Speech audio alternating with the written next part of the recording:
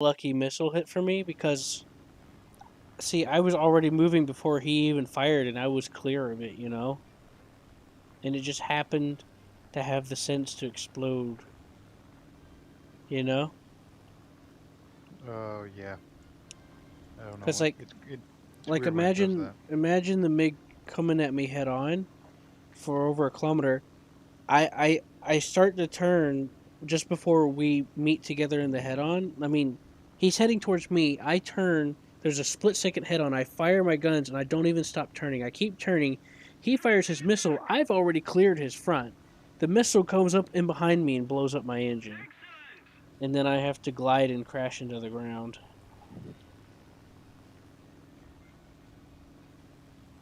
You're Like, welcome, John.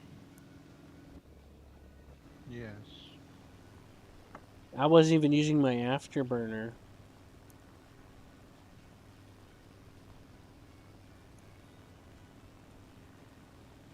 The afterburnt. Yeah, the afterburner. Hit the afterburner burn. The Draken Alpha, the premium, only gets the equivalent of AIM 9Bs, but I've taken advantage. I got used to them to where I would take advantage of people. I would either use it to bait them in the turning, or I would use it to. I would wait for the perfect time to use it to when they're at their lowest energy to where they can't maneuver out of it.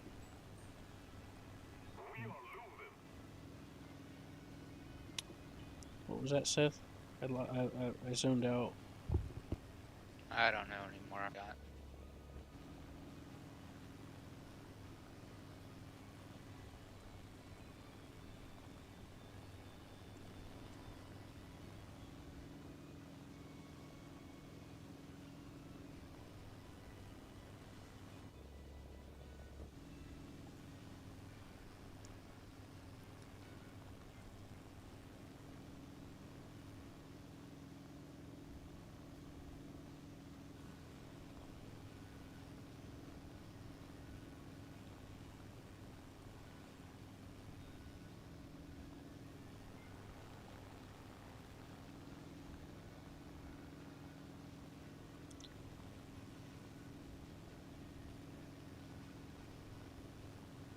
What bomb load did he bring? What the hell? He probably just missed.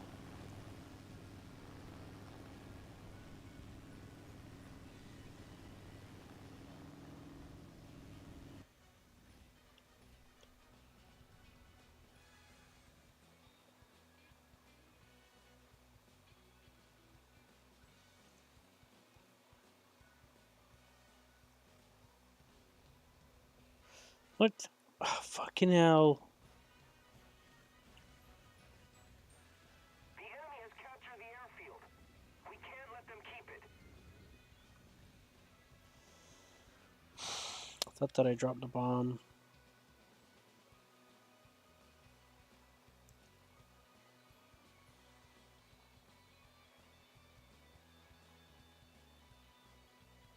You fucking kidding me? If we don't do something fast, the enemy will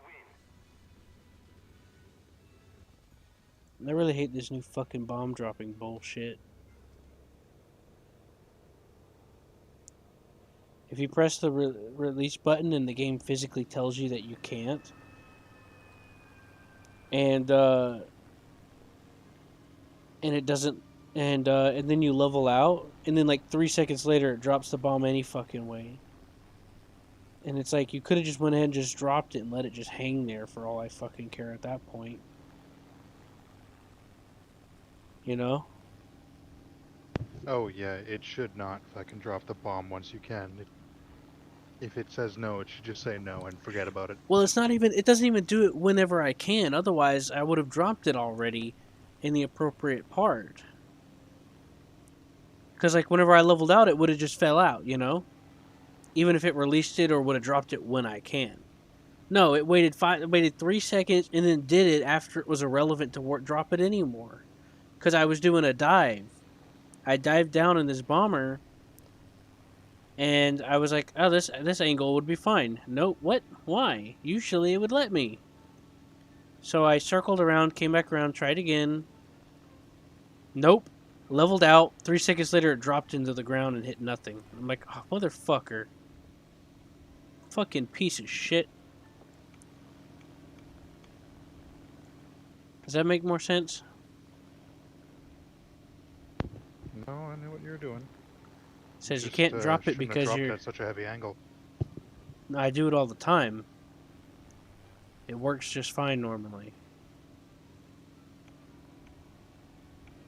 I played for 200 years. They changed something.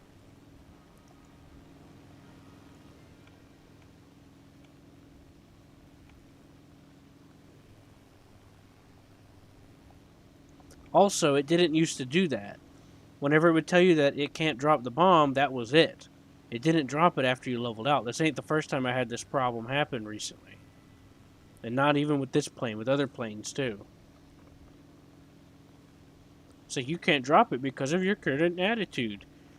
And then I level out, and then it drops the bomb afterwards. And it's like, what the fuck? Or not even leveling out. Sometimes it's like, some bombs are more finicky than others, you know? And quite a few of them are a lot more finicky than they were before. Adding more insult to the injury.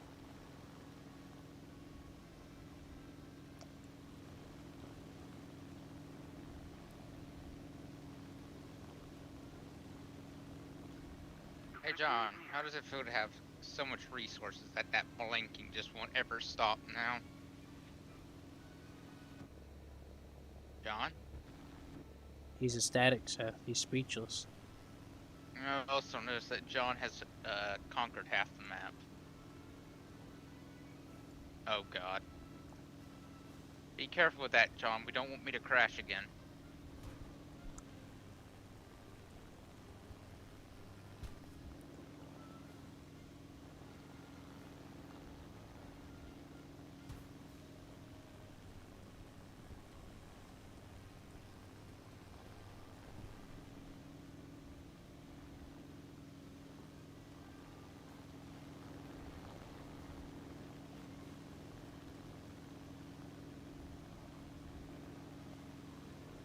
Hey, Seth. You know the mission that has the fireboats? Uh-huh. Have you ever noticed that they actually ram the ships and blow up? No. Normally because I try to shoot them before they even attempt. Yeah, well, they do. They ram the ships and blow up. That's nice. Yeah, it looks like they managed to sink one of them.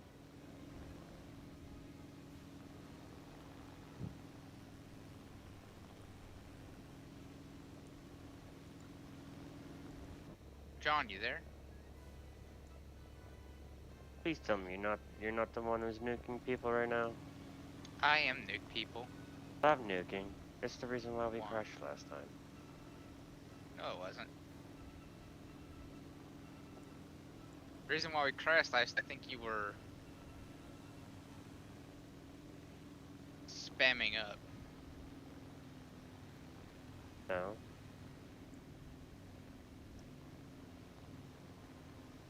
Anyways, I can't launch any more nuke. Armageddon clock says 6. Hold on.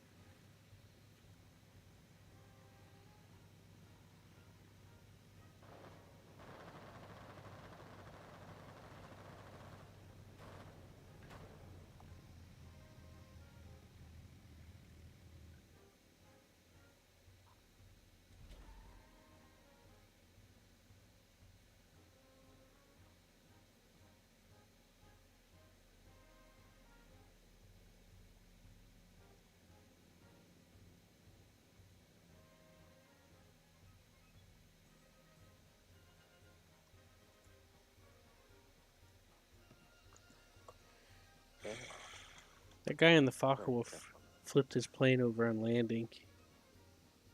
Why would he do that? It just happens sometimes. That's rude. And I think you would call that a fast stop, but also at risk of killing the pilot, so... Well, might thankfully the not go. Focke-Wulf's tail reaches up high enough to where it creates a little gap. Engaging the enemy.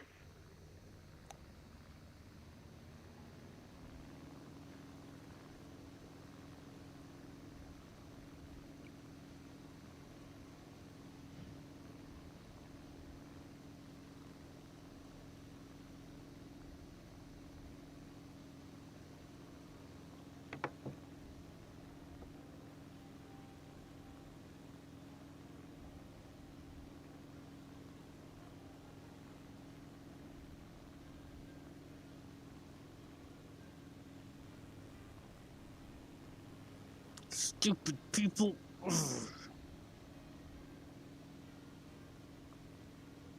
Sorry.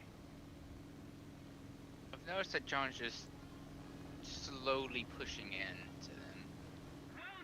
And by slowly, I mean very quickly and alarmingly quickly. I really hate how they end the match instantly once the last person dies. It pisses me off.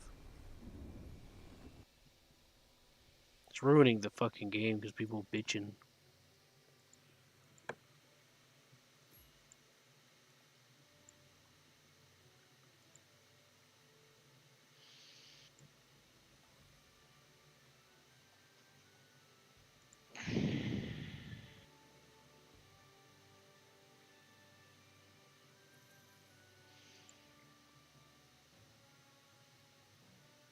As soon as this match is over, I gotta go to bed. Okay.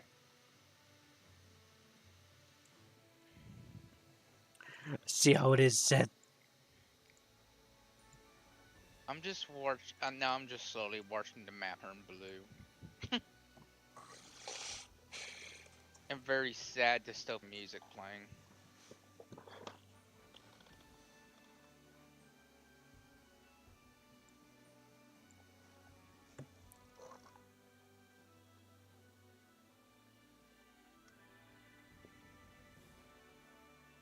You know, I wanted to play that with you guys. I know. You asked me earlier, and pretend you guys started another one. And then I got dizzy. Well, this match is pretty much over, and now that we've got our next research almost done. Which is not even needed because once Delhi falls. Well, no, our next research is with government, which removes the timer. And it's almost done. I'd say it's about 95% done.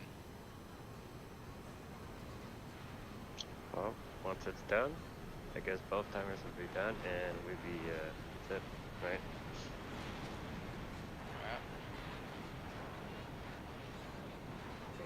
Boom. As soon as it got Simultaneous like fucking the rest of the corner that was left. Whoop. Whop.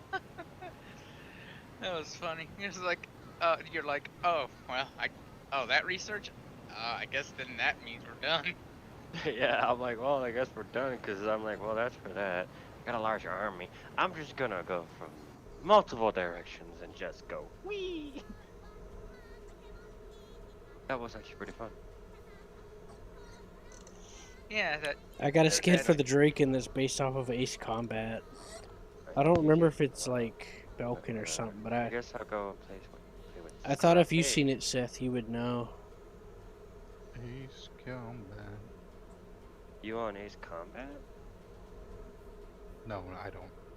Oh, I used to. On that? For I like, used to play it. the PS2. Console. Yeah, console version. Yeah. But same here. I was 5 talking. was great. It 0 says the was good. aerial knights on a part of it.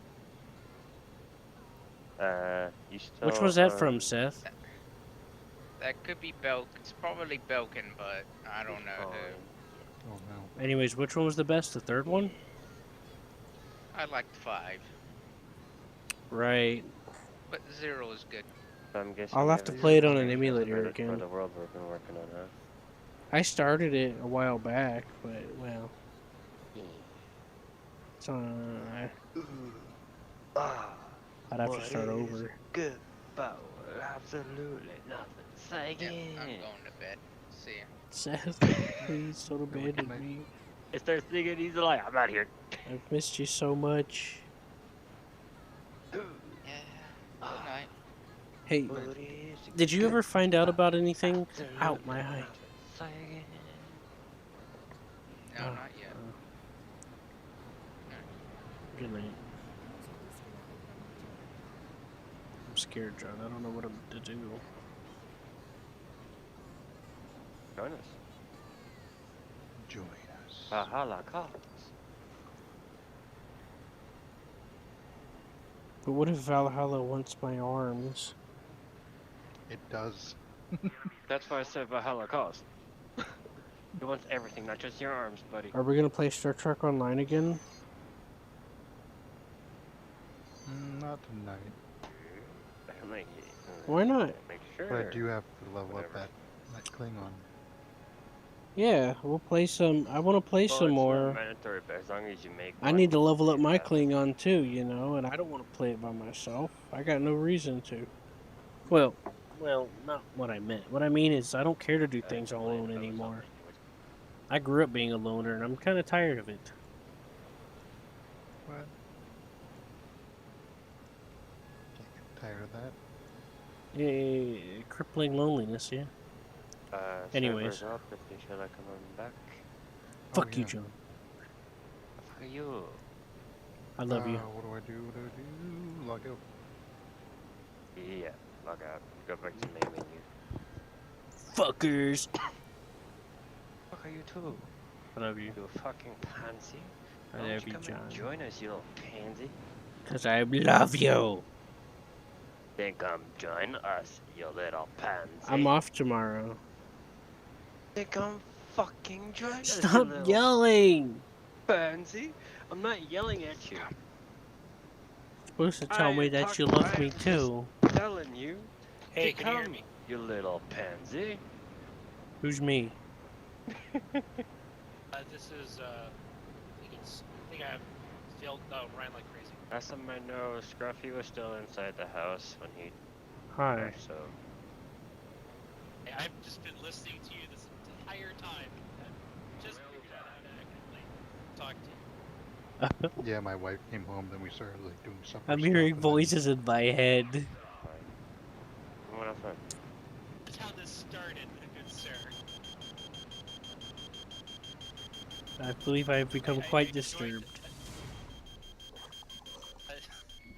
I joined one of the groups, and I'm like, what am I hearing people during my games? I'm like, what the hell?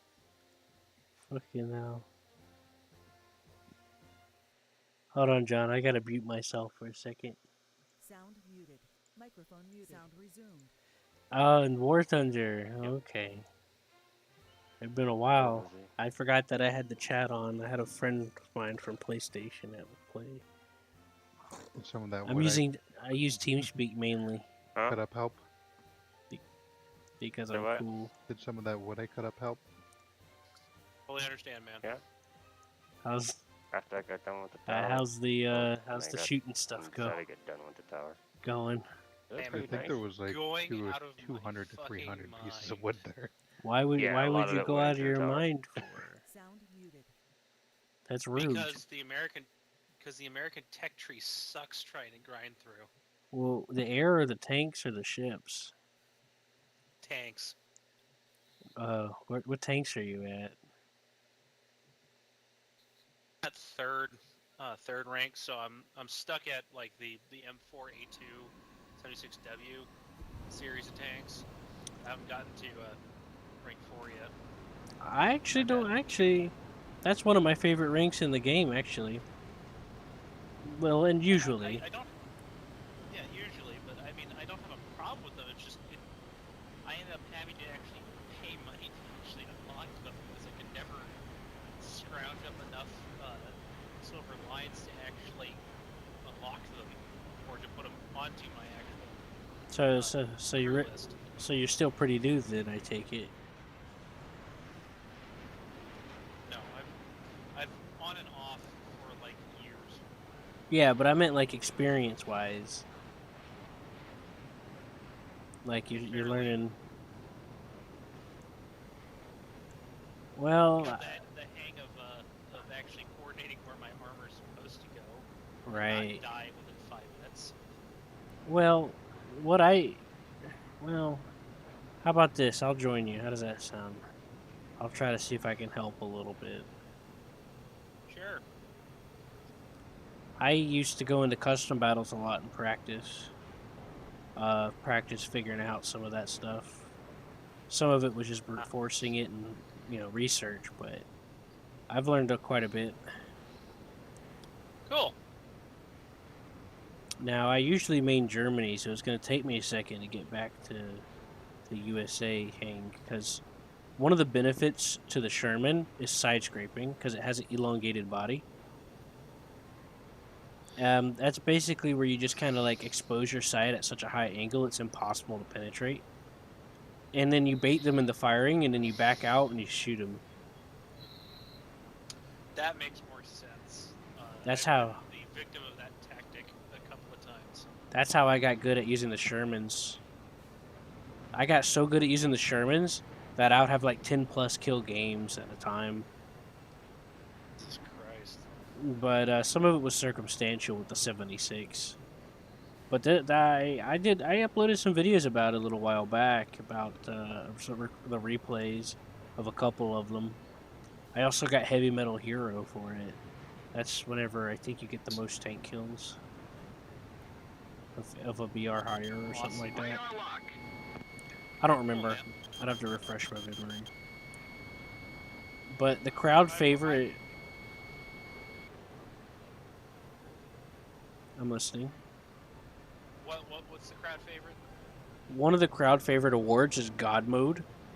I discovered that. I didn't even know it was a thing until I discovered it by accident. So what happens is in God Mode, to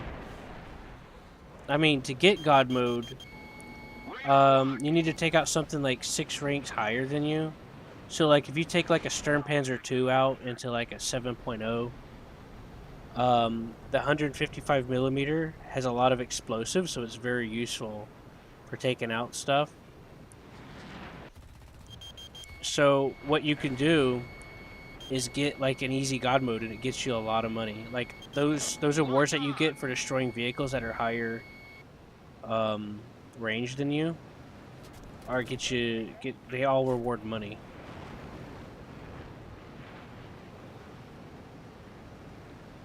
Yeah. Hold on a second, I'm in this jet. Gotcha. Fuck. Playing, by the way. I was getting too distracted and I crashed.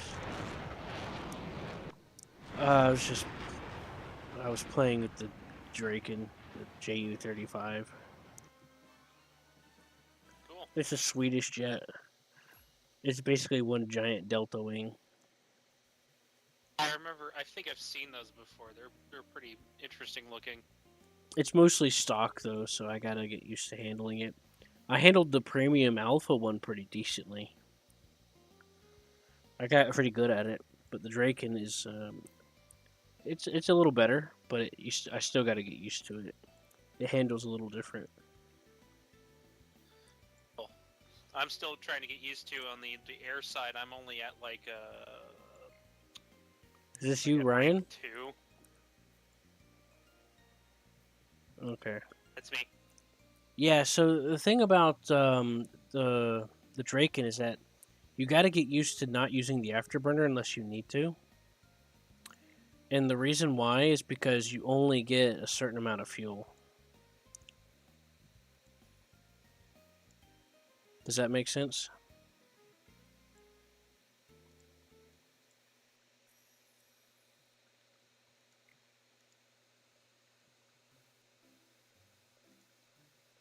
Can you Is the sound not working all of a sudden?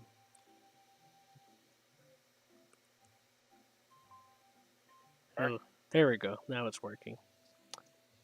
Can you? Oh, what the hell?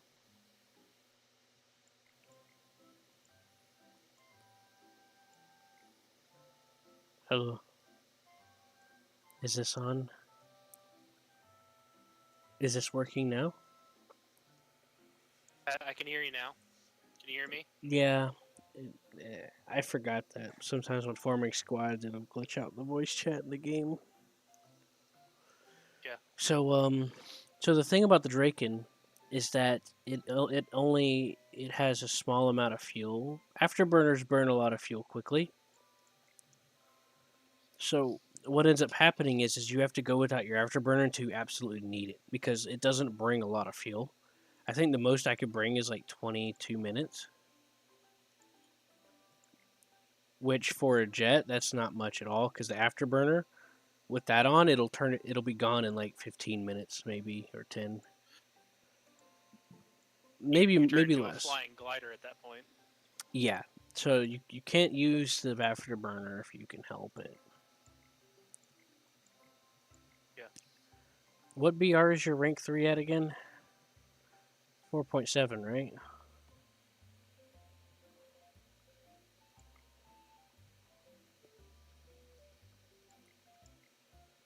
The VR is at like 5.7.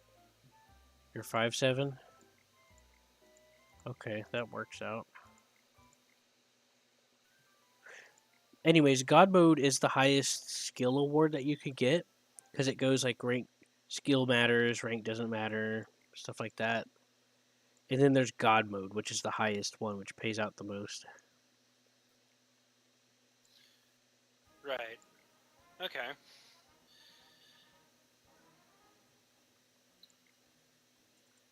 Okay.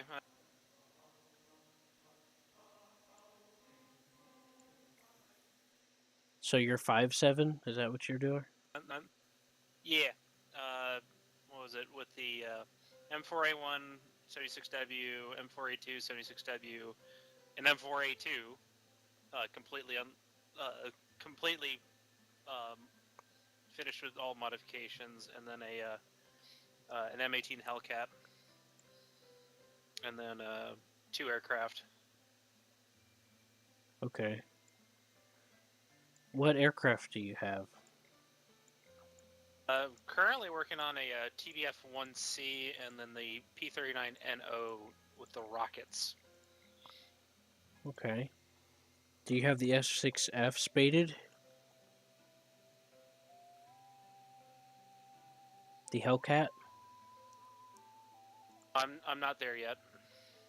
Okay, yeah, it's under the Corsair.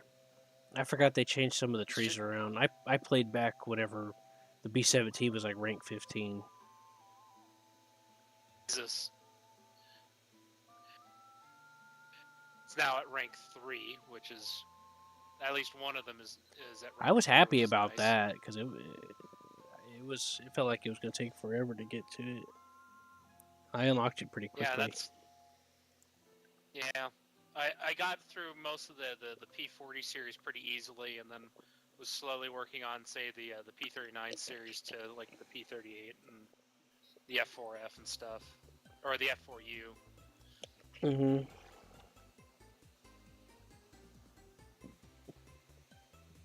Yeah, the F6F5, not the Night Fighter variant. The N is the night version. But the regular one, that one's pretty good for ground fighting because it can carry multiple rockets. It can carry the tiny Tims, which are ship destroyer rockets, and bombs. Cool. And it turns really well. And it has a lot of 50s, so Nice. I mean, in real life, it was the answer to the A0. Yeah. Like I'm hoping to find more aircraft with, like, say, rockets. The only other one in tier 2 that's got a lot of rockets is going to be the A20G, and that's basically just going to be a bomber. Right. I like the F6F so much that I bring it all the way up to 7.0. Wow. Yeah. It's that good of a ground attack? Yeah. Nice. if you work up, you can get the Bearcat, which is pretty much the same thing but fully upgraded. It just doesn't carry as many rockets as and bombs as the F6F does. See, the F6F Cool. can carry 2 bombs and 6 rockets, or 2 tiny Tims. The Bearcat, when you're using the second one, the beta, you can only carry 4 rockets and 1 bomb or 2 tiny Tims. So, like, the Bearcat is Okay. better performance wise, and it uses 20s, which is always cannons are always a plus. But You can carry more with the F6F. right. Well, So, also, I well, just have more do you want to practice just with the lower stuff too. gotcha? Did you want to just jump into a realistic match? Because that's where I usually do most of my battling. If you want to, I could show you how to side scrape a little bit in custom. If you want, hold on, let me invest. It's up to you. Yeah, I mean, I can go with that. Okay, we'll just I'd do like that to learn for. actually how to side scrape. So Okay, then we can do that. Is Normandy okay? go for it. That works for me. All right, hit the ready button, please, or my head is gonna explode. Thank you, sir. Alrighty. That was close. He almost cost me my life. But yeah, like I only just figured out where to aim to like take out, say, tigers right. and panthers, because panthers, like, I hate panthers so much. Yeah, once you start figuring them out, they're not such a big deal unless. Well, the biggest thing that you have to learn as an allied tank player is that your gun will lose more penetration over distance than theirs, which coincides with realistically, of course. And if you I found want, that to be notoriously bad on the Shermans too. yeah, Russians or Shermans, like the 76 is good, but even in real life, they would tell you you have to get within a certain range to be effective against the front. Because in the field they realized it's just that it's because of the design of the gun. The Germans had a better design, so there was a lot more muzzle velocity effectiveness, and for the Americans it wasn't quite that much. So so in the game, if you want to penetrate the front of a Tiger, you're better off getting like if you're shooting over a kilometer. You're better off not even wasting your time. Just get closer.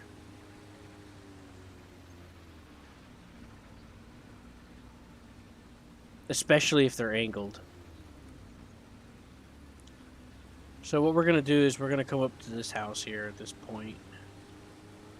This might be an easy demonstration. Now, I brought this tank with us because you see the 76 millimeter that you're using? You start seeing that same 76 all the way back at the M10.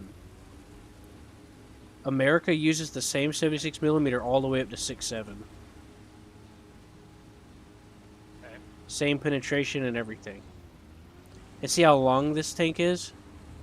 It's much easier. So let's pretend like there's some dude right there. Who wants a bite of my fruit Cheerios or some shit.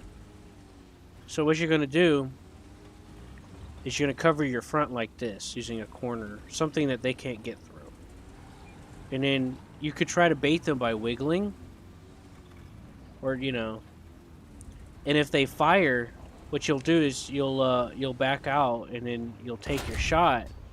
If you miss, you got to get back in cover and try to bait them again and hope they don't fall for it. Oh, okay. Ideally, you don't want to be as close to the corner as me. Ideally, you want to be somewhere more like here. That way, if they make a move on you, you can be more safe in protecting your track and turn to deal with it. So, like, this is more ideal. Yeah. So you want to see some people don't understand the angles that they're looking at. Like sometimes I'll see someone be like, "I shot the front of that tank, it didn't do nothing," and I go back and look at the replay, and the guy was angled, but they just didn't process it in their mind properly. So sometimes they're like, sometimes they see you side scrape, and they're like, "Oh my god, that's the side of his tank." Yeah. Anyways, yeah, just give it a shot real quick.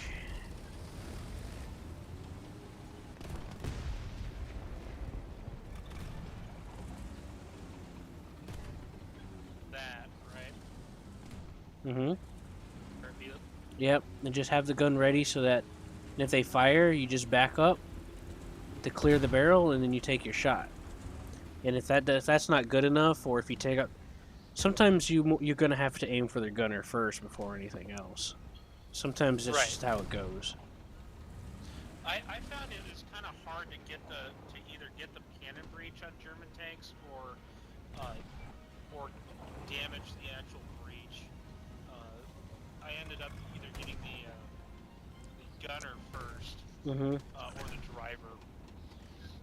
Yeah, there's a reason for that. The Germans in real life are notorious for having effective use of the explosive filler in their shells.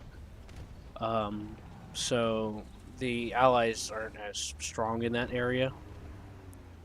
So what I would recommend doing, like if you're not sure, if you're not well practiced to know how to get through the ammo and all that, just go for the gunner first. That's always a better choice.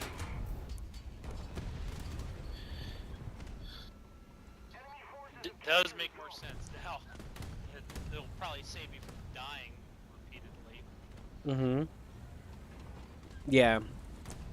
Now, between Europe and America, the gunners are on opposite sides. Like for us, like see for me, my gunner's on the left side, which is typical for Allies, if I remember correctly. Like left as if you're facing me. Uh-huh. So if you hold O, you see the guy sitting in the chair next to the wheel. That's the gunner. Okay. Yeah. Right. So here's another tactic. This doesn't work too well on this tank because it has caddy corners. That's the weakness of this tank. It's not meant to be angled. But you as a Sherman with some armor, if you don't have cover like that to side scrape with, or you can't run to it fast enough, and you know they're about to take a shot, there's no way to stop it. What you could do is if you go and you do that real quick, is try to time it to where they're going to shoot. Oh, and kind of turn into it. Yeah, like angle at the last second if you can. That's a more of an advanced technique, but it saves your ass. Okay. Yeah, and see, if you're reloading, and let's say you're angling and you're bouncing the dude, and let's say you took your shot, but for some reason it didn't finish him, angle your turret too. Because if you keep your your turret facing them, that's still a front that they can, penetrate, or a flat front. So you're going to want to learn how to angle your turret, or practice at least. Okay. Oh shit. Turning volume down so it doesn't start. I just machine gun killed that guy. Oh, really? Yeah, talk about light tank. Quite. Yeah, these 50 kills can really do some... They have some armor-piercing rounds in them. So you can actually do some light vehicle damage. You know how you get the R3 sometimes running around? You can kill it with your 50s. Oh, yeah. Although you have to be quick on, that one, like, Italian armored car with an autocannon on the top of it? I think that might be the same one I'm talking about. Yeah, those... You have to be quick about hitting those just because they're so fast and then they can get behind you. Right. Then things get kind of complicated. Yeah, another thing you need to be mindful. Stop right there for a second. Just back up a little bit. You've seen this before. Your teammates are like this on a hill. Well, you see that nice and convenient slope that you have on the front of your tank? Well, that slope's useless now because you, by pointing the nose of the tank down, makes the slope into a flat angle. That will get you killed too. I do it. Sometimes I mainly play as Germany. I see Sherman players do that a lot, and I just aim for that. I don't even bother aiming for the turret, and it just kills the whole crew because it goes right through the center. So go around the hills, basically. Yeah, it's usually a bad idea. Like, pretend that there's a dude at this road, and we know he's going to be lethal.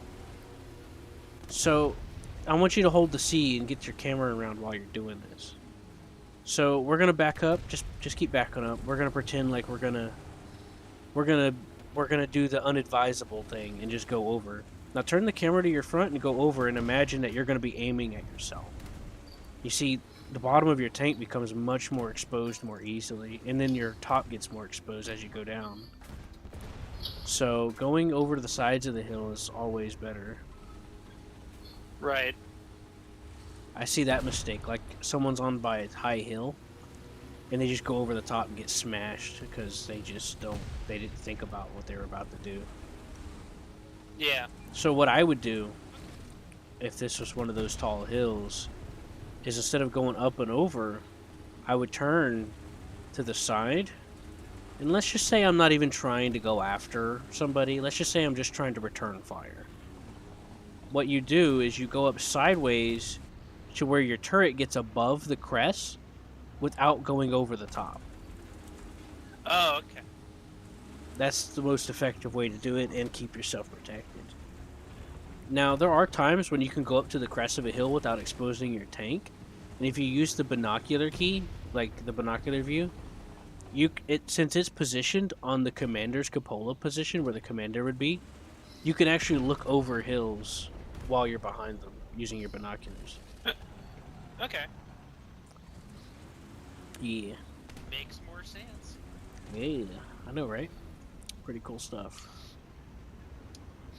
Yeah, I know. I do better with like either the Chinese tech tree for some reason or the Russian tree, just because they're better angles with the T-34s. Yeah, but nothing against you. I love destroying Russian tanks because sometimes they like to drive around like they own the place, and I just shoot them through the front like it's no big deal. Yeah. Although I've been working better at actually aiming for, like, say, turret joints and stuff. Yeah. Where the turret meets the hull on a lot of tanks. Yeah, there are some vehicles that have a really big turret ring, like the IS, for example. It's got a really big turret ring. That can be a weak spot usually. How would you usually take out an IS? Because every time I've tried to, I haven't found a good angle to really either hit the turret ring or even affect anything from front on.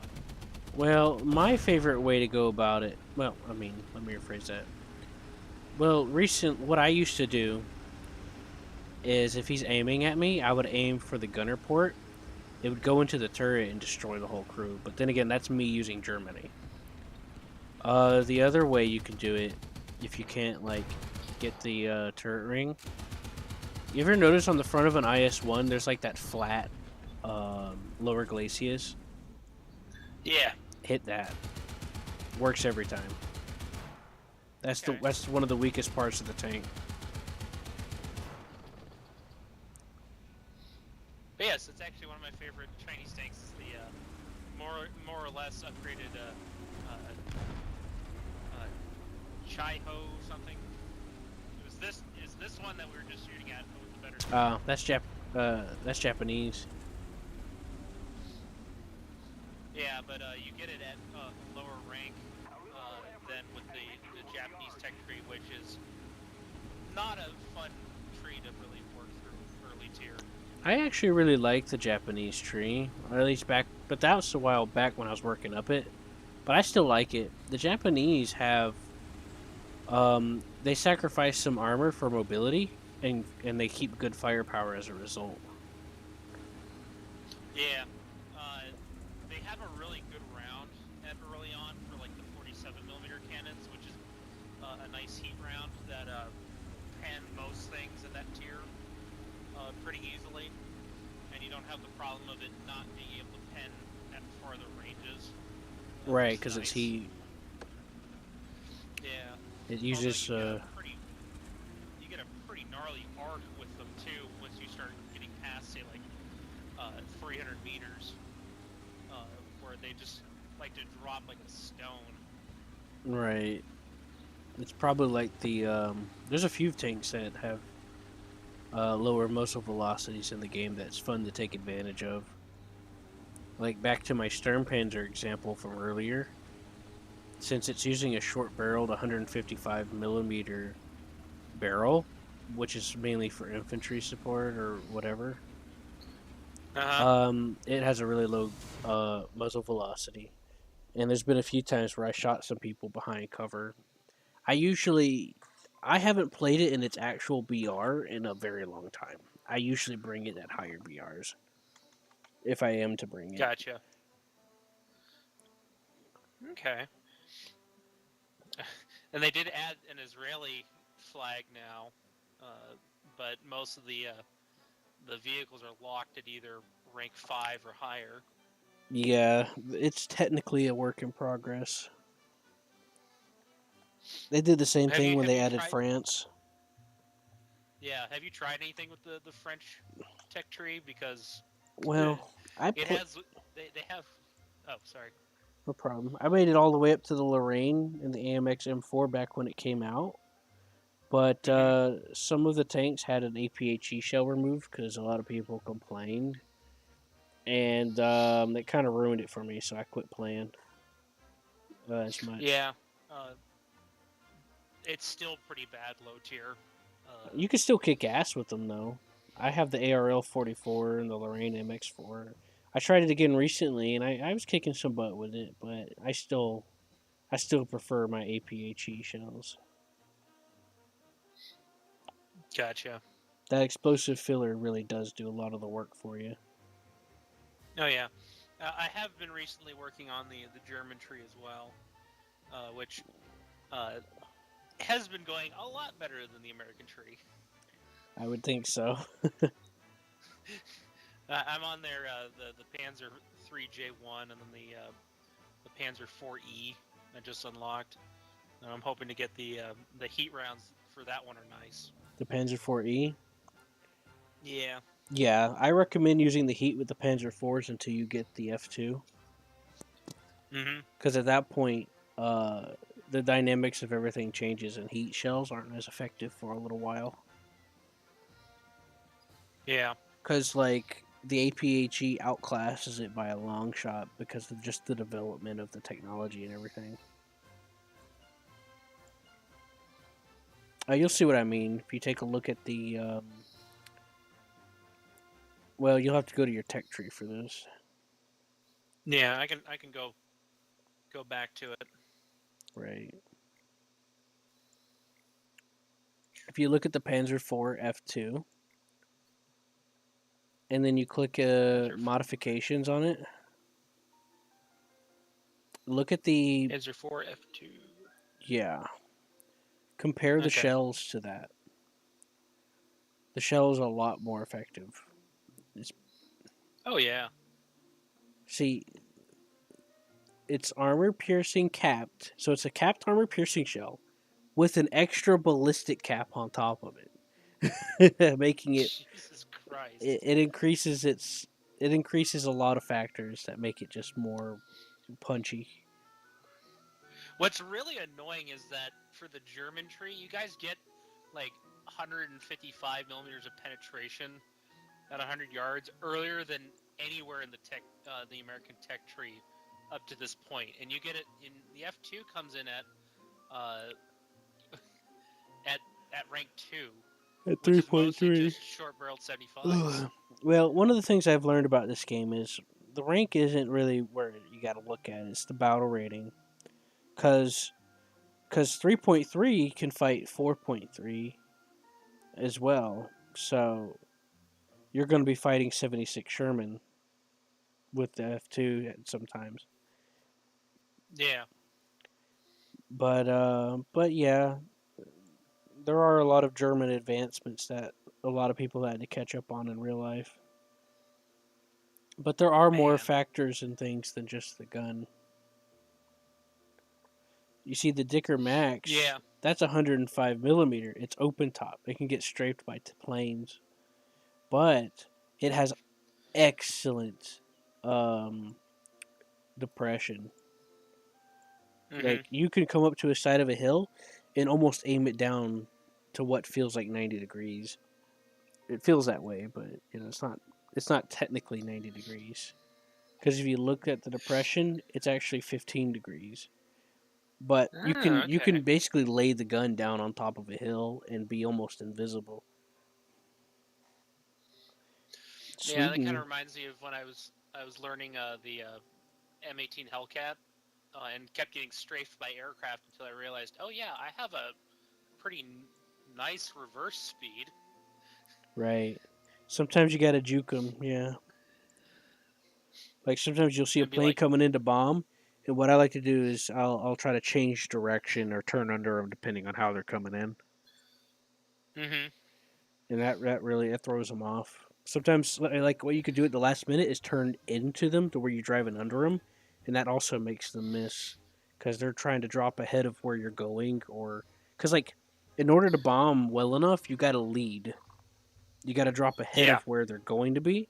So I like to use that in my advantage. Like if I see a plane's coming, I'll deliberately head one direction to prepare to shift the direction to throw them off.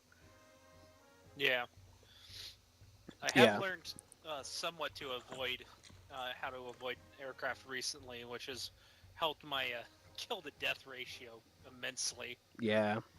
If you're not sure which way to go, the first easiest thing to try is to try to just turn. Like if they're coming from your left and you're driving straight and they're like 90 degrees, just turn a little left to Mm-hmm. go under them a little bit. That's one of the basic techniques. It's not always guaranteed because timing and all that, but it's somewhere to start. Once you start Okay. getting the feel for it, it becomes second nature sometimes.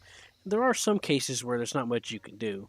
Like if I'm flying in Germany and I'm going to be bombing a tank, I'm not going to bring a tiny bomb. I'm going to bring the 1,000 kilogram. There's only so much you could do at that point. Yeah, there's only so much I can run away from. If you're next to like a big rock or a mountain, just dive in there because that'll save you. Now, the PE8 bomb recently got changed to where it ignores terrain. God rest your soul, because that won't Oh, stop it. Jesus. Yeah, the PE8 8,000 pound, the 5,000 kilogram, it ignores terrain now. So even if you're behind a mountain, it'll still get you. Oh my god. Yeah, that made me mad. I was like, who complained to get this in the game? Somebody who plays too many realistic battles and doesn't get it what they want when they drop a 1,000-pound bomb. Well, it was fine before because you could take cover, but now the PE8 bomb doesn't, just ignores it. That's the thing, is you could use your skill to avoid it, in which realistically you should be fine anyway. So I don't know what the deal with that is. Maybe it's a bug. I don't know. Maybe we'll I see don't a know post. either. We'll see a post about it one day. Hopefully, usually they're usually pretty good about sorting some things out afterwards. Usually, Okay. but Man. yeah, I like Germany. Germany's my main. Japan's my second. I have America right after that. That's my order of preference. Right now, mine's shifted. Like I've been kind of tag teaming both the American and the British trees pretty Uh-huh. heavily. So, and I've gotten actually pretty good with the Cromwell 5 to the point where I can skate that thing around and get behind people pretty easily. Right. And then I still bring a Crusader 2 out and mess with people. Right. Britain can be interesting. I just don't have a whole lot of interest in it myself. Before it starts I'm getting to looking. the better stuff, you really got to build up to that. I just lost interest in Yeah, it. yeah. After like, they did add a new like wheeled vehicle section, which does give it some more flavor to it. Like Right. the first couple vehicles actually get through rank 2 and then into rank 3 Mm-hmm. are actually kind of interesting, where you do get some fairly powerful cannon at rank 3 with a 77mm QQF cannon on a wheeled vehicle that's going like 40, which will scare the living daylights out of people. Because, oh boy, there's a Sherman Firefly going 40 miles an hour. Yeah, I have that. It's all right. The trade off for the solid shot's all right, but it's still a solid shot. So you can see why Yeah. you'll see a pattern with me. I've learned what I like, and I like the APHE. Even if I lose a little bit of penetration potential, it's more than worth it. Well, you still get the chance to set the damn thing on fire at that point. Mm-hmm. If you hit them in like the engine compartment, and that's even harder to deal with when it comes to taking glancing shots, because you get You mean solid a better shots? chance of, or not solid shots, with HE or heat Oh, over right. solids. So there's something I need to teach you real quick. I don't know if you know this, but if you have an HE shell and you blow it above the engine deck of a vehicle, where it's exposed on the exhaust on top, you could set Yeah. their engine on fire. It won't do any damage to like the actual tank, but it could do damage. It can set the engine on fire and do damage to that, which is a real life thing, by the way. Oh, Yeah, that's cool. I used to do that sometimes. Back whenever I would bring HE shells, I would deliberately do that sometimes, just to get the leg up on someone trying to come after me. Especially if you're like fighting Churchills who are slow as molasses. Right. But I don't bother to do And that anymore because now that I got more, after I learned more about the game, I learned about good spots to shoot. And with APHE, as long as you get inside the tank, the explosion does the rest. But if you're using something like solid shot, you gotta like pinpoint like the ammo and different stuff like that. yeah, I found that on the when I was using solids on a lot of the German vehicles, if I go at the edge, like the very edge of the front plate for like a Tiger, I tend to actually hit ammo along that edge pretty easily, and that's actually Yeah, gotten me quite a few kills that would have gotten me killed otherwise. yeah, that's actually. So speaking of which, this brings up another subject: ammo storage. If you bring less ammo, you'll actually have less ammo in the tank to be hit. So let's Okay. see. What vehicle are you looking at? Let's look at the Panzer IV-E. The Panzer IV-E. Yeah. Okay. Just go to the X-ray. You see all that ammo? Mm-hmm. If you drop your Yeah. ammo down to like 10 or 20, most of those will be empty, and they'll actually have to hit you where you got ammo at to detonate it. So a Cool. lot of tanks have their ammo towards the bottom, like the Tiger. Back to the Tiger. So with the Tiger, the ammo, if you take out all the ammo, you only have the bit in the Mhm. bottom and a little bit in the ammo rack on the front left. That's the ready ammo rack where they make it easier to load. Are you able to Yeah. preview the Tiger H1? Yeah. Just hit the X-ray on that. Okay. So you see all that stuff on the sides? If you bring Yeah. less ammo, it'll be gone. It'll be down towards the bottom, except for the little bit on the front left. That's the ready ammo That rack. little... Yeah, there was an update a little Yeah, while that- back, and they put the ready ammo rack to be there. So if you use the Tiger, you'll angle to protect that side as much as you can. Yeah, that's what I found was the most effective, was hitting that corner over there. And Yeah. it would detonate and it would kill everything Mm-hmm. in the tank. Yep, that's what ammo does. It causes this Which I big was chain so happy reaction. to find that. Yeah, you did good. I did A that lot in of like a... not everyone knows how to play the game that well, so they don't know to angle or they don't bother taking less ammo. They just let it all be full. So that's my Yeah, lesson. Take the least amount of ammo you can to get by. I would say maybe 12, 18, 20. if you know that you're going to be doing long ranging shots on a certain map or whatever, just bring a few extra shots, just so you'll have some extra shots to do ranging shots. Okay. Oh, I can see that now. So that's why my M18 Hellcat keeps dying. I never noticed that a lot of the ammo's on the sides, quite a bit. Huh. Hmm. And then there's a little bit in the turret too. Okay. Yeah. So like cut it down to like 20 or something like that. Well, we can go in a custom battle and you can see. You can tinker around with it. Sure. Let me ready. But see, as you fire, the ammo racks in the game actually start emptying. So, Huh. you know how you can hold O to get an X-ray of your vehicle? Yeah.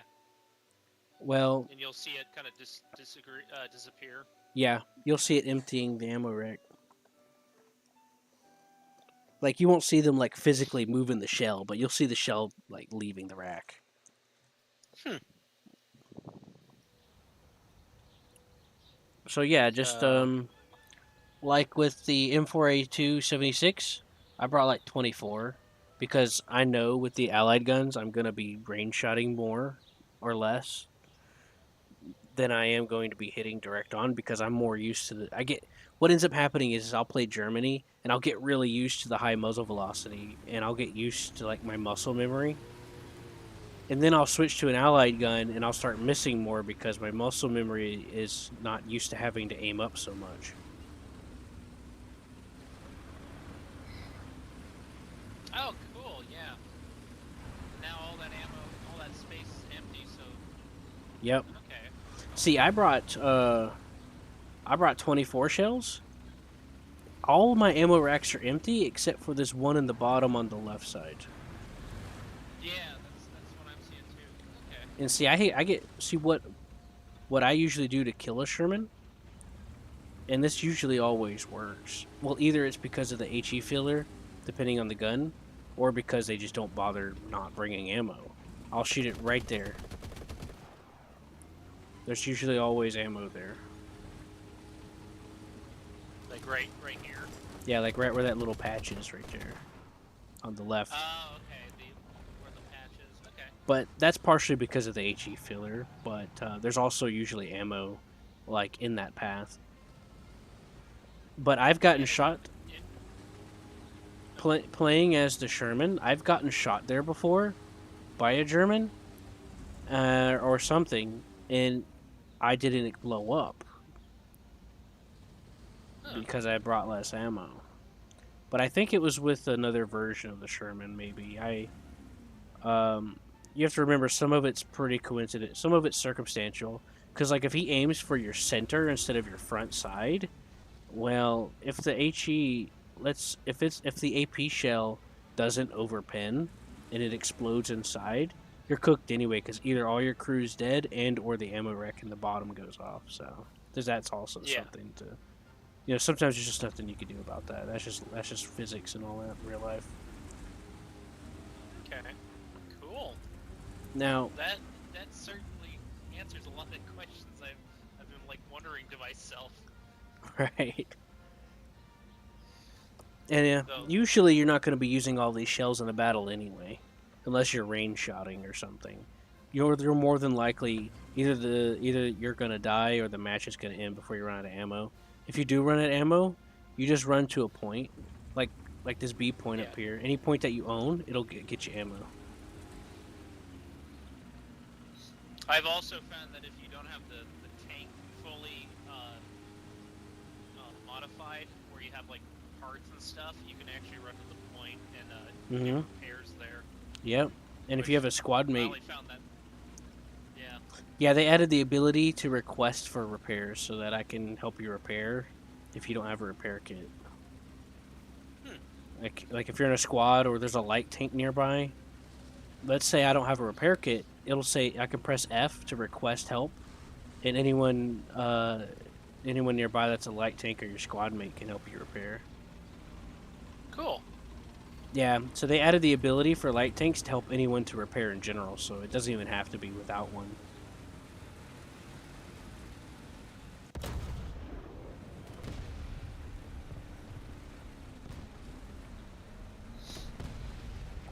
I love the star, by the Oh, right, thanks. I didn't remember if I did that or not, or if it was part of it. Man, these bots are It- freaking daring. Yeah, they changed how it works. I can't rank them up like normal. I don't know what's wrong with it. Normally, I could just pick the rank that I want the bots to be at, but I can't do much about it right now. So they're always going to be rank 1, and I don't know how to fix it.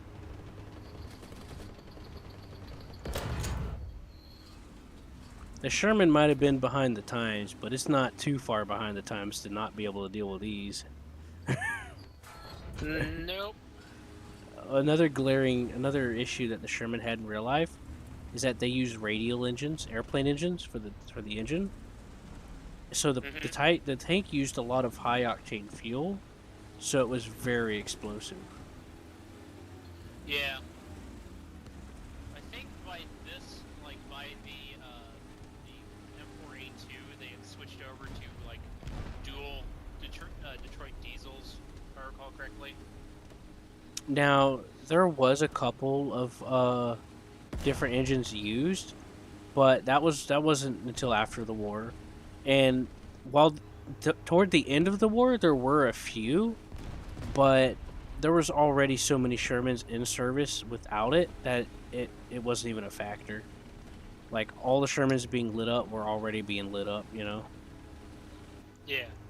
The loss rate for Shermans they weren't as high as the Russians had, but they were so high they were desperate for people. They would literally take riflemen and just throw them in a tank and say good luck. And there was something I read about that. So there's this documentary I seen called Greatest Tank Battles, and it was talking about an encounter that they had in Normandy with a Tiger behind a hedgerow, and it took a shot. So all I could see was the barrel.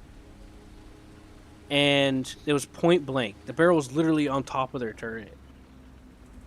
The Tiger fired, and it split open the top of the Sherman turret and cut a flaming canoe.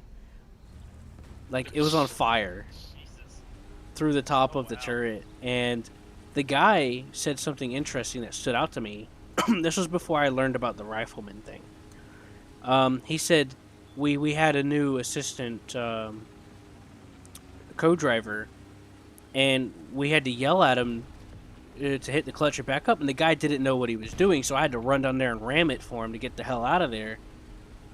And after I learned about the rifleman thing, it clicked. I was like, oh, that makes much more sense now. You see, the loss rate for tankers were so high, and crew members were dying so quickly that they were just pulling dudes out of rifleman squads, and they barely or didn't even know how to use the tank. And then, if I recall correctly, the survivability for the crew was actually a little bit higher than for either the Russians or the Germans. So that's saying something for how much they were losing. well, the funny thing is, I know that, so see, the Shermans had springboard, they had spring-loaded tops, but here's the thing. I think it's a little bit of I used to be like, once I learned a bit more about some of the stuff going on with the Shermans and all that, I was like, the survivability, in theory, was better because of the spring-loaded. And, like, I know you've probably seen that guy on YouTube being, like, pretending the thing was on fire trying to get out. But in real life, he would have been dead in the first shot anyway. Yeah. Because the tank would have exploded not only from the fuel, but the explosive filler of the shells hitting him. Yeah. Like, the survival rate was actually lower when you think about the battlefield conditions. Because if you have a spring-loaded contraption, it ain't going to make a difference if the whole crew, except for maybe one dude, gets out of it.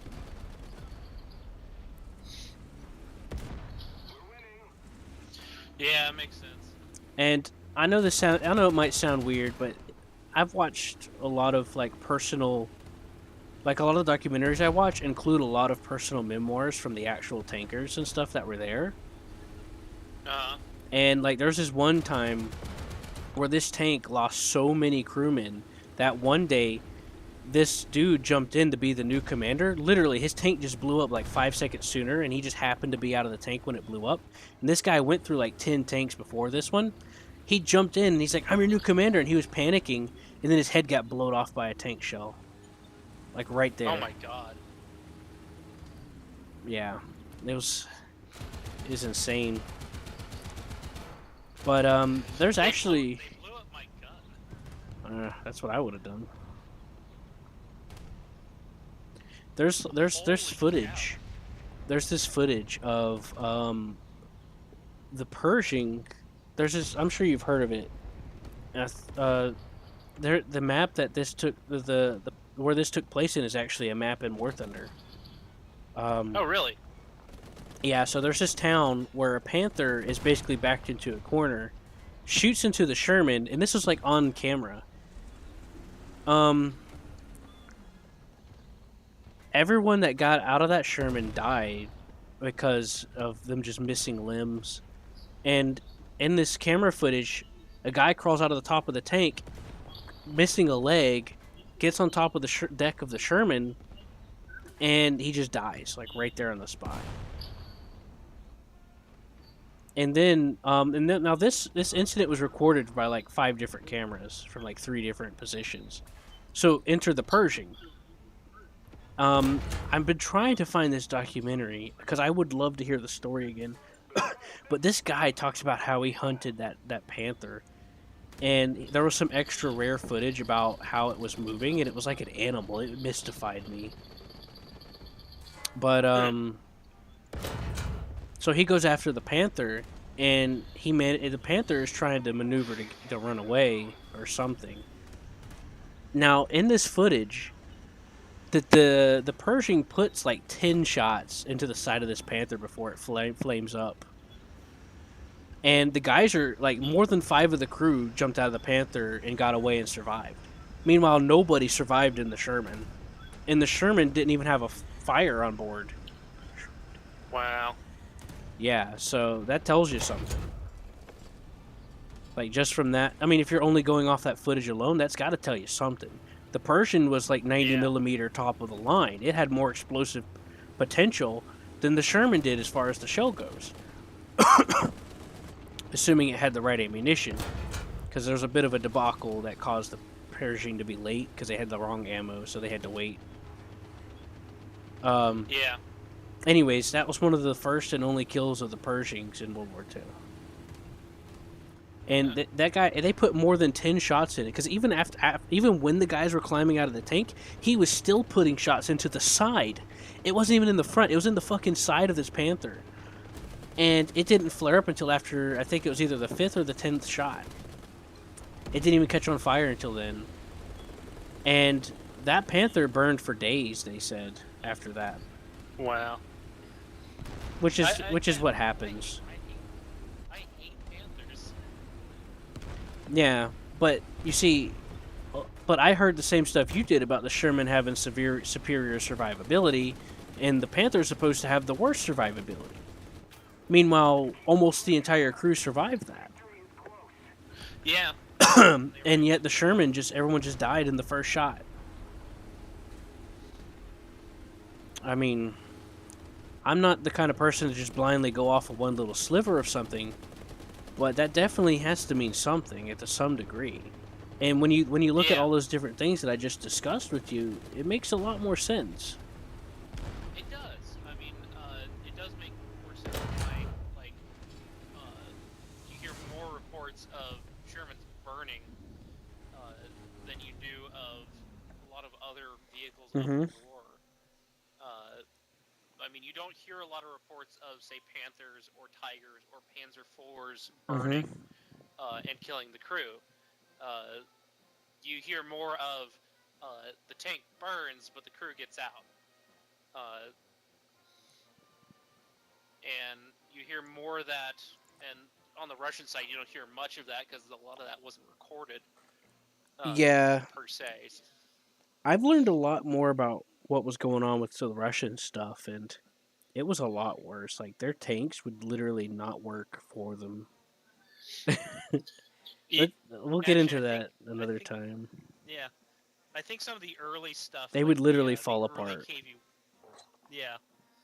Aside from the T-26s, which those worked because they're basically just Vickers export tanks that they copied. I didn't know that. That makes sense Yeah, though.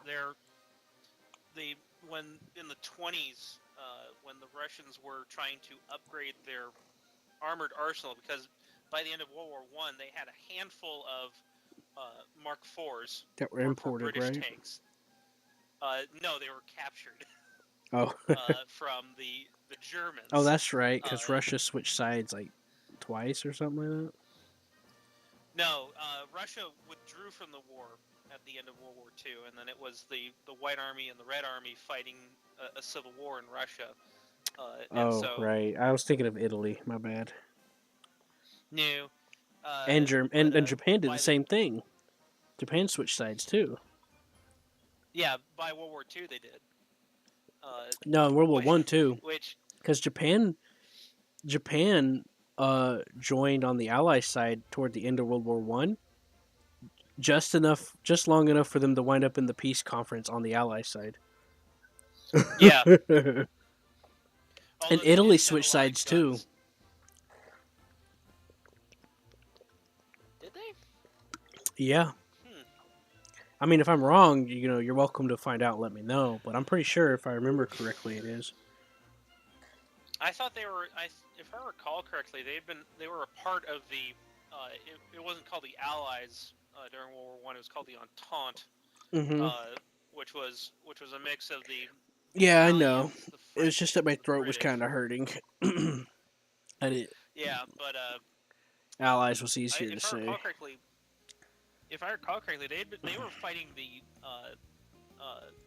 Austria-Hungary and the Romanian, or not the Romanians, but the one other small country like Bulgaria or something like that, in the high mountains on the other side Mm-hmm. of Italy throughout the war, and then the Russians were basically left with very little in the way of tanks at the end Hello. of the war. Oh, somebody else. Who is this? Hello. My name's Stinky Toes. Sticky Doe. How are you doing? He wanted to join, but I forgot. Good. I got mixed up because I'm so used to using TeamSpeak that I forgot we were in the Wait, game is- chat. Where? Is this the Wait, I person you've been talking to this entire time? Nope. Okay. Wait, I got a question. You guys know what's going on with the typing chat in War Thunder? I mean, it says that chat unavailable. Do you guys get that? From what I've heard, I've it's got to do. Okay, so there's two things I'd like to mention before I mention the reasoning. So back in the day, there was some shit going on with when they released tanks in this game.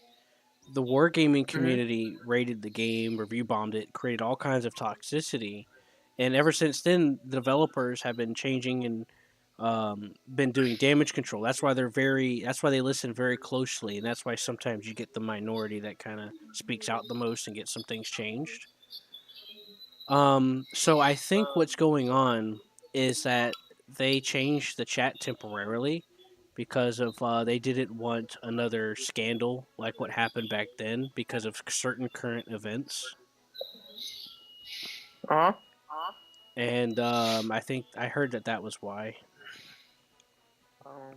I heard that it was because of Yeah, and certain I was current actually gonna events. message you. I was gonna message you so you can invite me to the squad, but it's just says this feature is unavailable right now. Right. So I don't know if that's the same thing. Well, let's let our friend finish saying what he was saying, and then I'll go to Alright, Russian, go and ahead. then we'll get started. I was gonna ask, is this because I've been hearing like you talking for like the better part of like a week, and it's only been one-sided. It's because I'm crazy, I've man. I al- lost my mind. Yeah. Oh so yeah, I've Corn. always, My bad. Sorry. Continue. because I've always wondered, like, who is this person talking to? Because you've been talking about like different games and stuff like that, and I'm like hearing half of a conversation. I need to know. You're welcome to join our team speak if you want, because that's where I've been. I stay in team speak. I've been talking to my friends. We play War Thunder together Okay. sometimes, but I've just been on by myself the past few days. Cool. Yeah. But yeah. Anyway, other person continue. We did play How's your Tank head going, Sim bro? together the other day, though. We did play Tank Sim the other day. Yeah, there's barely any people playing simulator battles. So there's like barely people. It didn't take I'm me that. guessing like Well, they money did. grinds now. They did 4.3 the other day, and it was fine. A lot of people were doing it. They're doing 5.7 today. I thought about doing it, but it's not a big I deal. tried simulator once for aircraft, and it didn't go well. Yeah, I'll have to. I can teach you how to do it. It's actually easier than it looks. The problem is I don't have a joystick or I anything. don't I just either. have a keyboard. Oh, cool. I prefer not to use the joystick. I used to have one, and I stopped using it. I prefer to use the keyboard because I don't. What I could do is I could stabilize the aircraft by putting my mouse in a spot, and I can get a drink of water or go take a pee. But if Mm-hmm. you have the Oh, joystick, you got to keep holding the joystick, and it wears you. It stresses you out. Like it strains your arm. Yeah. so you use you Keyboard, use mouse. the one of those those mouse thing. Oh, you use keyboard. Yep. Right. What I do is I put the mouse to stabilize the plane. Um, if it's a single, if you know, and then I use my keyboard for everything else. Yeah. Gotcha. The easiest planes to start with is twin engine planes or multi engine planes. Engine. Be- Got it. yeah, because Yeah, you told me they it's counter basically rotate. level. It's easy to control you. Mm-hmm. Yeah, so you told me that. Yeah. That's why. Did you guys hear? War Thunder might bring in the A10. So I don't know if that's Well, Oh, gonna break the game it is or part of the well, fourth what do you guys think generation about it? aircraft. yeah. It's in the right time period. Well, the A10, I mean, realistically, was overrated. It's not a I terrible mean, plane, but it's yeah, terrible for like if it was in World War II, it'd probably be all right, but not in modern warfare. If anything, it was more of a liability. Now, don't get me wrong, I like the A10, I love it, but realistically, it wasn't as good as it was thought to be. I guess.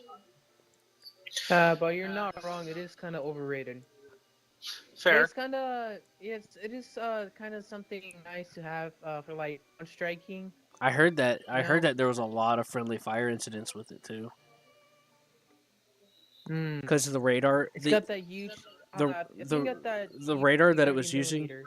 The radar that it was using at the time couldn't distinguish between friend or foe on the ground, and there's a lot of documented like you can actually watch some of the footage from the plane, and it's kind of disturbing of some friendly fire stuff. I heard I Yeah. had to look away, but there's this one where this one pilot, like literally threw up because he realized that he just killed a bunch of friendlies. It was kind Yeah. of Same. I didn't even know I didn't know it was that bad. Yeah, I didn't know Yeah. either. Yeah. There's this one clip of a soldier in Afghanistan on top of a mountain. He ordered an airstrike, but accidentally they dropped it on him instead of on the enemy. Damn. And I instantly clicked away because like, no man, it's worse stuff. You don't want to see that. It's disturbing. It fucks with your mind, you know. I know. I am glad they added in the F5 I've had enough childhood series of trauma. aircraft for the American tree. What It's is such it? a cool fighter. Which one was it again? The F5. Hold on. The F5.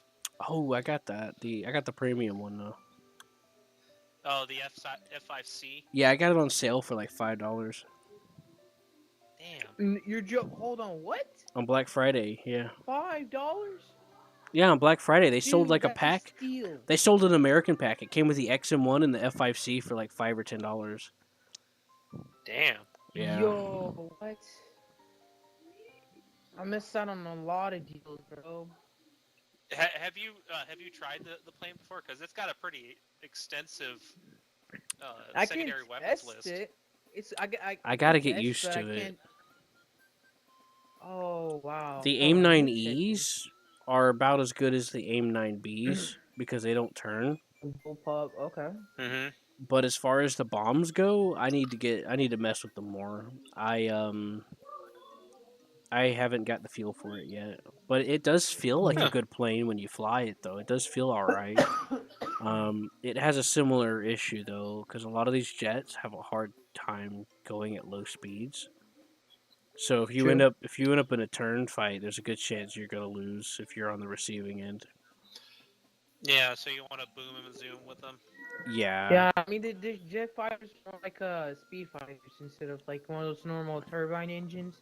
You got to really So manage your they're easier energy. to turn. See, here's the thing: when you get up into the NATO era and high-end jet combat, like the afterburners, it's a Uh-huh. whole new game. It's a whole new ball game. Like things that you can get away with a prop, you can't. Like when I fly the ME-262, sometimes I get scared of props because they can out accelerate you. You got to be very careful. But if I'm using but when it gets up to the afterburner jets, you're screwed if you try to pull any of those things that you did with the 262 or the prop plane. Um, No, you have yeah, to get it's either lucky and you're hope gonna that break. nobody's paying attention to you because they'll take advantage of it. Someone else will zoom in using their speed and just tear you apart. It's brutal. Wow. Do It's you hear fucking what brutal.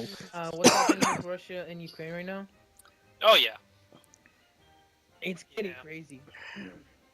Well, been following it pretty closely. But There's a Reddit page if you're wanting like current events on it.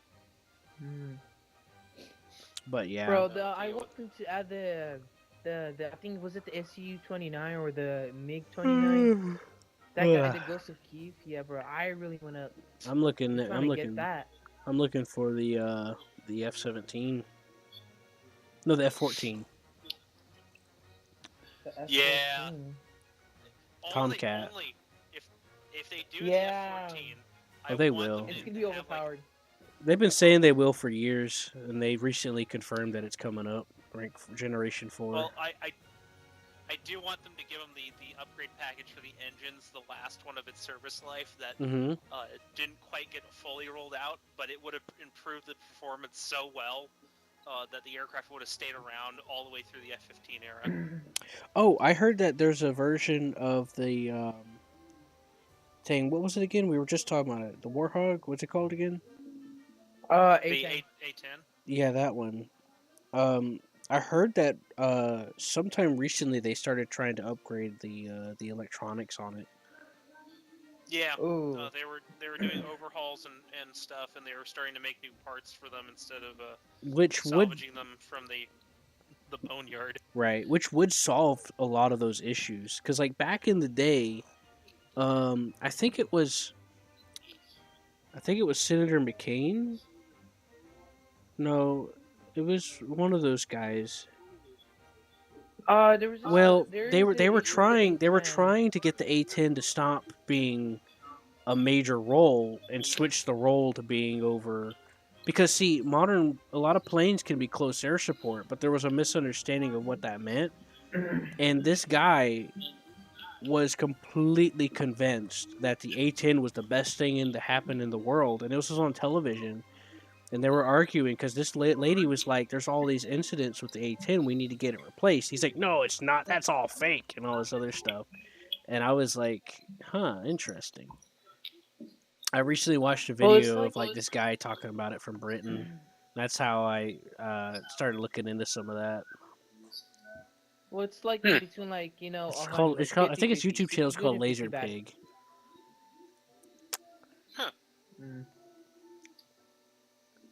Go ahead, I'm listening. Oh, I was just saying. Yeah, but he was saying something too. So Oh, Yeah. So I just got the jumbo for the US line. Should I just focus on getting the bulldog or the 76 millimeter for the jumbo? Okay, you mean the Walker Bulldog? Let's see here. Yes. Yes. Yes. Yes. Yes. And what about the? Wait, what were you asking me? Which one you should get? Yeah. Which one should I just focus on? The M41 or the Jumbo 76? Correct. Well, do you prefer fast light tanks? Uh. Yeah. They're also If good, but also like. if you prefer Sorry. fast light tanks, the Walker Bulldog is pretty decent. The ammo it gets is pretty useful. It gets APDS, which just tears apart Tiger 2s from the front if you hit them in the right spots. Wait, But the maybe but not from the the front, jumbo's but like. But the jumbo's like, if you're gonna go in front of the enemy territory. right. If you're facing Right. Tiger 2s, though, you got to learn how to angle your armor against them, though. Because even though the Jumbo One technically shot, has the yeah. I armor, see you what still you got mean. to be careful. Yeah. It's that barrel that is menacing on the Tiger Kings. Well, that 76 is the same 76 that you unlock back on the M10. It's the same Yeah. gun, same effective use penetration and all that. Isn't there like a 105 millimeter version of the Tiger? Yeah, I Like the got it. King Tiger? You can't get it anymore, but I How do got you it. get it? You don't. Oh yeah, because it was only a one-time thing. Got it. Well, it wasn't a one-time thing. It was wasn't. actually there for years. It wasn't accurate, huh?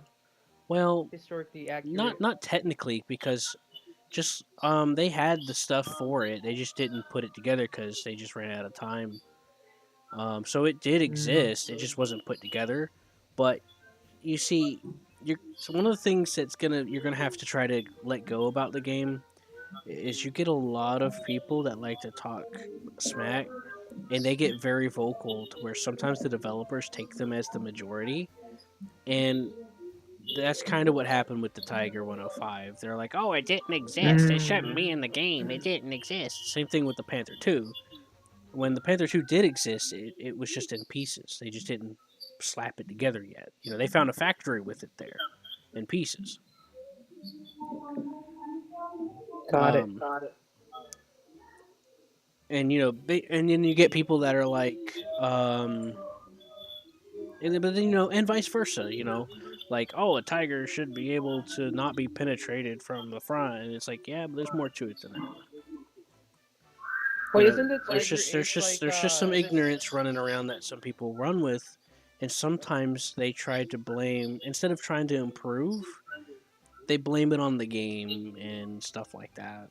Yeah, yeah. It's not the game. It's like it's just not the game.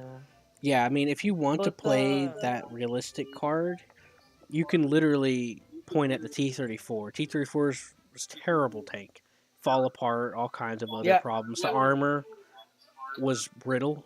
like It- yeah, like every 100 or like 10 miles, they need to change like the transmission or the engine. It was like poorly handled. Yeah, they had an extra transmission strapped to the back.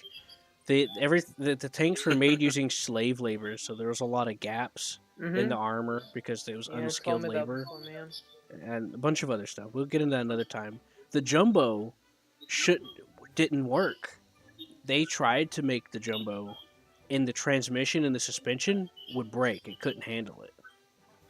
The jumbo Was couldn't. it because of the couldn't weight, right? Yeah, Yeah. it was the weight and the design of the tank just couldn't support the weight. You see, here's the thing: the reason why the Tiger works is because of the suspension system and the tracks distributing the weight. I think it's a 16-point contact system. Effectively, as far as ground pressure goes, the Tiger weighs less than a T-34 What? because of the distribution of Hey, no, pressure. hold on. What the hell? You're right. And yet here I thought this shit was heavier. Well, the Tiger is heavy, but because of the distribution of weight on the ground, it becomes physically different. and the wide tracks and and the way the suspension is designed with the wheels. I think it was a 16-point contact. So as a result, the weight gets spread out much further. So it becomes it effectively weighs less than what it actually does. Yeah, So you is it see like that it's with the so is, T-55s and later on the Russian side at least. so is the Tiger age, is it like smaller than the Tiger Porsche? Yeah, And plus, it has like a better armor. That's sort of like in front of plate of it. yeah. Every The time, like I Porsche have these bushes. the Porsche Tiger chassis was reused for the Ferdinand. They reversed the transmission and the gearbox system and replaced it with another engine. Yeah, I tried hiding the cheeks on the Porsche with bushes, but people just like somehow keep finding what it is. I think it's because of like huge turret. Well, I try not to get too much into the corner angling on that, but if a tank is angling for you, I mean, I don't know if this has to do with just common sense for a newer player, but a lot of the times what you'll do is you'll aim inward towards the point to try to reduce the angle as much as possible. So it could be a coincidence, or just people just got used to seeing it. I don't know. Could be either or. It's hard to tell. Gotcha. Well, do you guys want to play something? Sure. Yeah, yeah, we can. All right.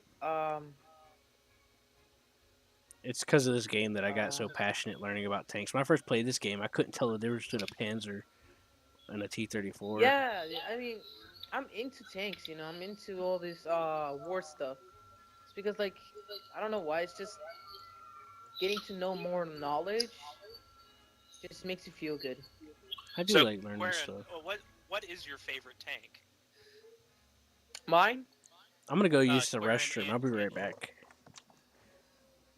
I mean, if you sorry, were you talking to me? You or Quarren, what is your favorite tank? Oh, he said he went to the bathroom. That's okay. So then, what is your favorite tank? Oh, mine. Mm-hmm. Uh, this really depends, but my favorite tank. I mean, I always like the Abrams. I'm not sure if that's everybody's favorite, but I mean, it's nice. I always think they're kind of overrated, personally. Yeah. No, it's just like I like how it's like sleek, built. Oh yeah. I mean, Because the what's it called? How do I say this? Yeah, look. So the Abrams is built for like defense, but the Russian tanks they're actually built for offense. So for defense, this is a good decent tank for that, and I really like it because it has blow off panels. mm-hmm. Actually, I'd argue both of them are built for defense. And there's a reason why. If you pull up, like, say, the T-55A, there's a reason why. Like, if you ever walk up to these tanks in person, the Abrams is going to stand like another five or so feet higher than you. If you're like, say, between 5 and 6 feet tall, Mhm. the T-55 series and later are going to be at your height. They're going to be at man height.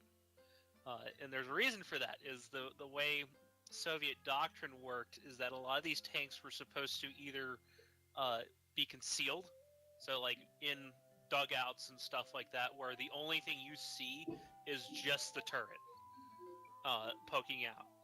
And then the idea would be that in a defensive posture, if the line broke or got fought at, the tanks could back out quickly and then fight. The Abrams pulls this off better because it has a better power to weight ratio, so it can reverse really quickly and then move really quick, really quickly given its weight. But the T series of tanks are definitely defensive oriented when it comes to concealment rather than protection. Yeah, you're right. I mean, plus the T series, the Terra looks nice too. I mean, look at those explosive, like armor thingies. I don't know what to call those. IRA. Reactive. They're Yeah, yeah, yeah. Okay, Airbag, I think, is what it's called. I'm back. like when you get up to the T80, that's still a fairly competent tank, but Microphone the activated. philosophy for the Soviets at the time still stood was that concealment rather than protection. Microphone muted. Mhm. Muted. Since they were shorter, they can hide. They can be put into places that You talking about M1A2. MBTs? Yeah. Okay. What's your favorite? Oh boy, look at the BR. What BR are we doing?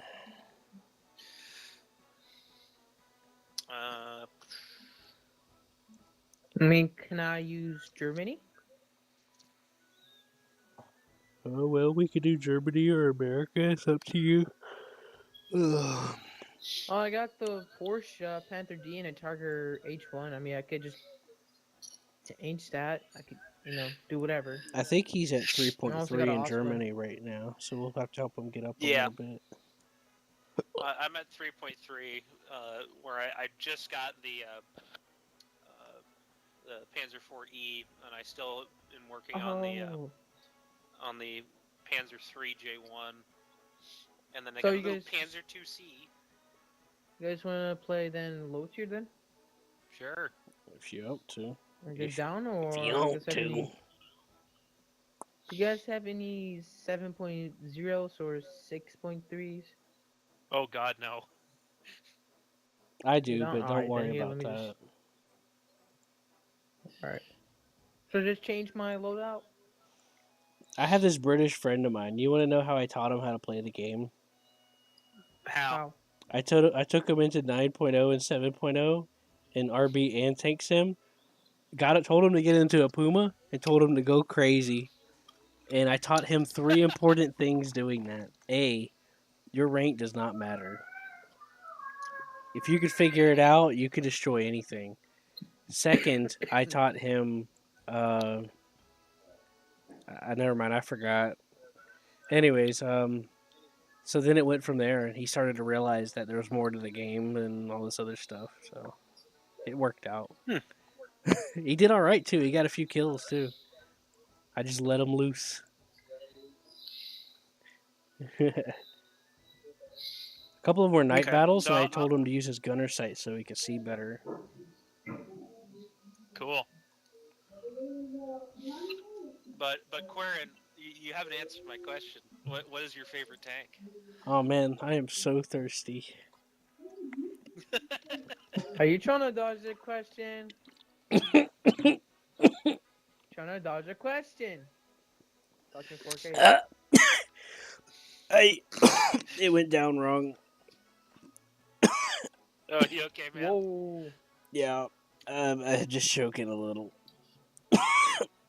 That's what she said. Sorry.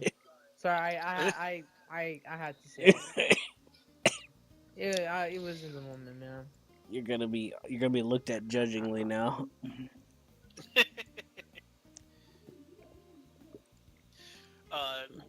But I'll just stand but there what is your judgingly.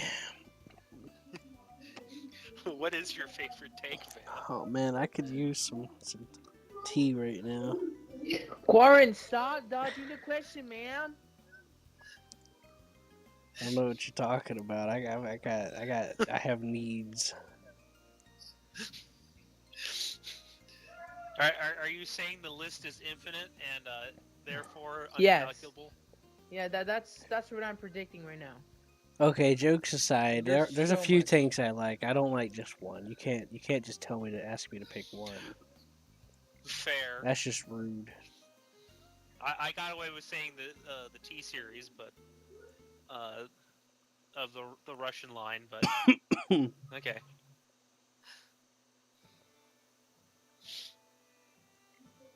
There we go. I think I'm ready now. Oh shit! I'm not readied up. Oh no, I'm not Alright. either. Hey, Stinky, are Let you me the just one put that some. tried to join TeamSpeak earlier today? Or yesterday? The Hans? No, that was not me. There was someone that joined and they just. I was like, hello? And then they just left and I felt sad inside. Because I was trying to remember who it was. He left. Wow, So, that asshole. What's his name? I don't know. I wouldn't be asking you if I knew. I'm gonna go find his family and kill his whole bloodline. Nah, just ask him if you. Murder Just him. ask him why and then walk away. Why? Because of this. Who walks away? Right. It walks But away yeah, intently. my Don't forget favorite. that part. You gotta include the intently part. With Mm. purpose. Well,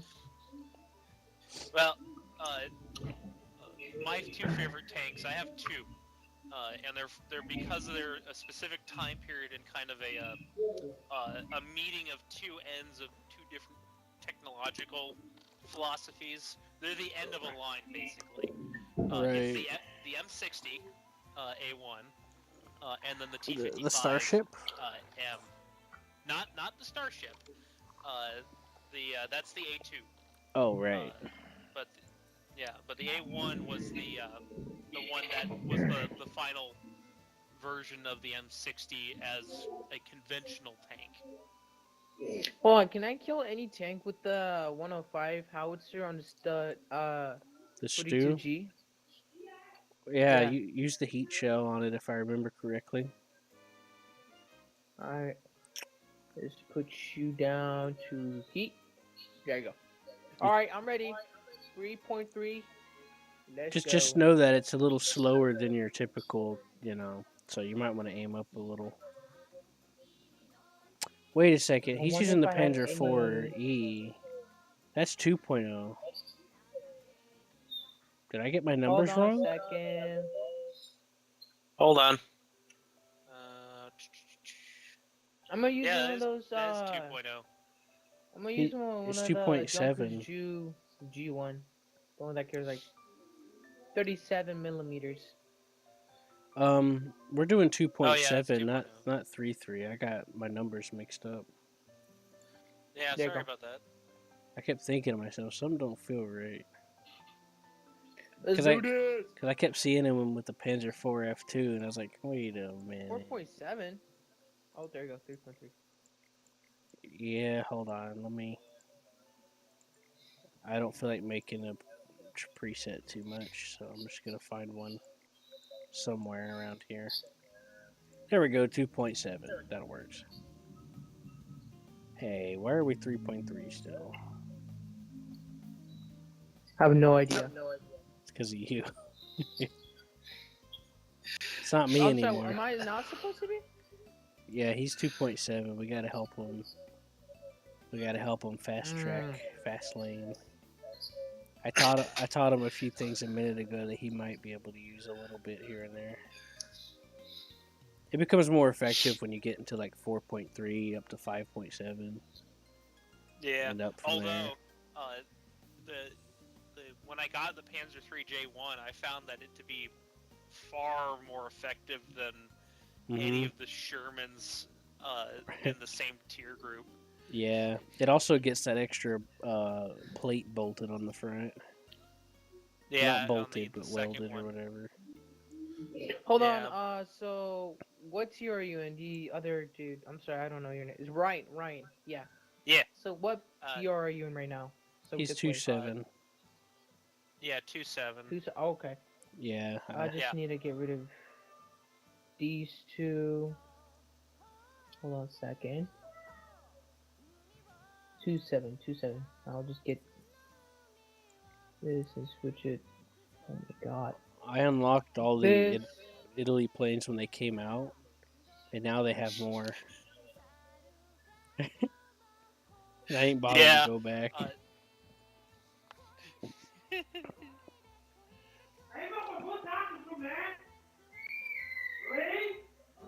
Oh God, I hear a person screaming. That's my father. He just does that for fun. He likes to. He doesn't like. He doesn't scream. He doesn't scream angrily. He just like He likes to make the animals Yeah, and confused. Sounds about right. He likes to confuse the animals. At least that's what I would do. let's change this. To, But I don't want another pet. It, uh, it, it hurts too bad when they die all the time. yeah. It's not, Then I you mean, gotta Get drink it? their death. it's not my fault they can't feed themselves. We'll get the tortoise then, because that thing will live longer than you. And get the Tortor. If I had a tortoise, I would have called it a tank. Did you know there are tortoises that are still alive and they were filmed in 1860? Yeah, I think I heard there's like a Huh? couple. I think there's one that was like 1,000 years old or something like that, wasn't there? No, there's one that was like several hundred years old. Oh, that's probably what it was. Yeah, the Galapagos tortoises are gifted with incredibly long age. And there's a I there's a wondered if mating. it outlive Queen of Elizabeth. There is one that did. Oh my god. Yeah, he's right. There Swear to God, is. she has immortality. She probably like drinks the blood of the babies. Drinks the blood of virgins. You just reminded My me of God, something. I've been coughing like so randomly lately. I heard that Like I there's have people that no, legit I don't believe that there was like a queen or something like that of Britain that literally sacrificed girls to suck their blood for her youth. There's people that God. believe My that. God. There's people that actually believe that. Like, into this day. What is wrong with our world? You know, on the early Panzer IVs, man, that is probably the worst 75mm shell I've ever seen as the first shell you get. There's 45mm guns that do better than that. Give it a break, man. Come on. It was a pioneer. Fair, but At least you the got the heat Russian shell, though. 45mm. The heat shell Yeah, I does haven't good, gotten though. the heat. Yeah, Oh, the yeah? heat shell does good. I haven't gotten it yet. Oh, okay. Oh, it's crazy. Well, what you can do is we'll get that unlocked for Flanking you it. then. Yeah, flank and hit sides is my recollection of how to get that shell to actually do what it's supposed to do. We're not gonna ditch you this time. Maybe next time, though. Maybe next time. Maybe next time. Maybe next time. Maybe next time. Or maybe this time. I don't know. We'll see. Maybe next Wednesday. I'll think about it. Or maybe today. Hey, who knows? Who Maybe knows? right now. That'd be kind of a short-lived thing, man. If that's the case. Alright, I'm done putting multiple bushes on my freaking tanks. This should make it to have more multiple choices than having, bushes. Like bigger bushes or something like that, Well, that would be like cheating the game, to be honest. Probably a little bit. Like the bushes are broken in the game. What do you mean? Hey, no. Yeah, the bushes are kind of like, if they're on like tank destroyers, I have a problem with them, but on other things I don't really have much of a problem, because if I can't see a 60-ton Tiger, then I'm doing something wrong. Well, yeah, I feel you. Like the ASU 57 can be well hidden, but I usually pick up on it pretty easily, even if they're using bushes. At least when I'm in my usual mood, but that just comes a little bit from practice. But I remember a while back, I was playing with an old friend of mine, Blackbird, and he shot this guy that was between some bushes, wearing bushes, and the guy called him a cheater because he knew where he was. He's like, "No, dude, you literally shot." Well, I seen you before you shot. Then you shot and just proved that I knew where you were, so I shot you. The guy was mad because he thought he's like, "Oh, you're a cheater. You can't see me." He's like, "Yeah, I could."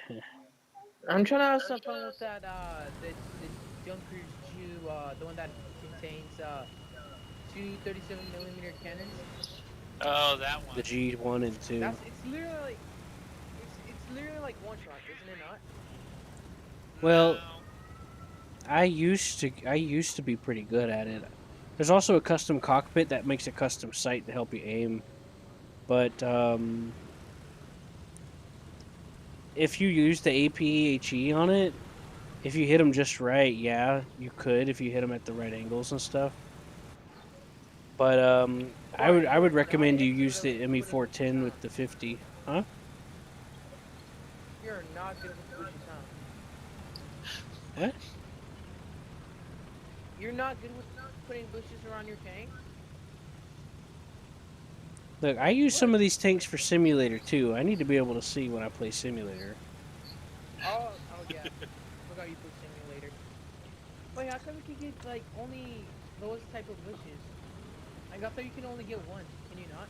I got this back whenever they came out, and they were really cheap. They were basically free, and you got 6 in a pack. But people complained a lot, so guys just started to remove them, and then they changed them to what you have now because of the popular demand. Because people were saying that it was pay to win and overpowered. How long have you been playing this Even game? though it was like 100 eagles, you could literally use the eagles that you could get from the tutorial to get these back then. How long have you been playing this game now? I think more than 10 years. I This started game is 10 years old. I started back in 2013, I think, or 12. That's before tanks were in the game. Yeah, it was kind of on and off for me a similar amount of time. I remember Over when it there. was just aircraft, and it was basically kind of like almost a mod for like IL-2. I forgot I was using heat and I just shut down the fence. There, get that Sherman. I just did the same thing. Oh my god. Get that Sherman right there. Sherman right there. It's fine. I took out his I don't gunner. think I can penetrate. I don't think I can pin him. All you had to do is shoot Right. him. I was gonna tell you to There's shoot a him in the promo right turret. here, by the way. Oh, Yeah, I got him. Ah, dang, his machine gun took the shell. Got him. is that a 105? Yeah. There's an M24 camping. Oh, I don't know. There we go. I got his turret ring. Wait, what should I do? What should I place my gun targeting distance with the 37s? They're pretty much point blank, so it's like 100, I think, or 50. Ah, shit. Ah, My breach is out. I can't help you repair. I'll put it to 100. I am stuck. Yeah. Oh, he's behind me. Oh, you're right.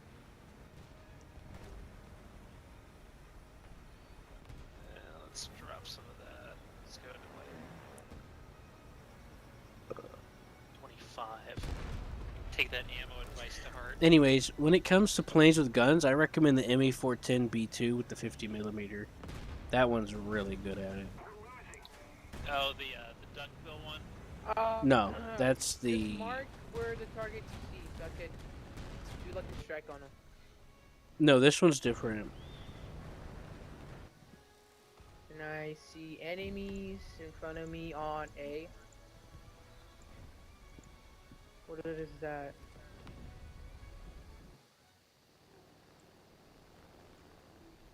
Oh god damn it, that barely even did anything. There he goes. I see a Stewart and I'm going for it. Come on baby, come on, come on. Hit the back of his turret. They all explode when you do that. Right. What are you shooting at right now? Got it. Oh, that is so satisfying. He was shooting at a Stewart. I'm making my way back up to B again. Yeah, if you Oh, get God. really good at it, you can pull off some interesting stuff. See, I did a lot of I think there's practice. an M10 with a 76 millimeter at their spawn, and there's an enemy AA at their spawn. So I don't know if I should go for it or. Oh! Sorry, I tried to get him before he got you. God damn it!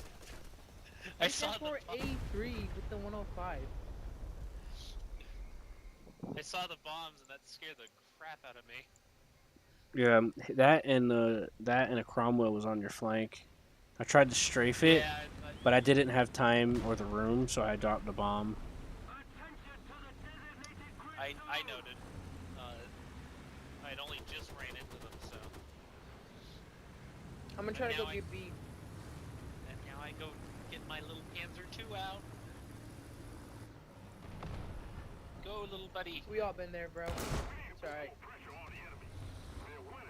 I've got to admit, like, that was the one thing I always loved about, like, early tier American was...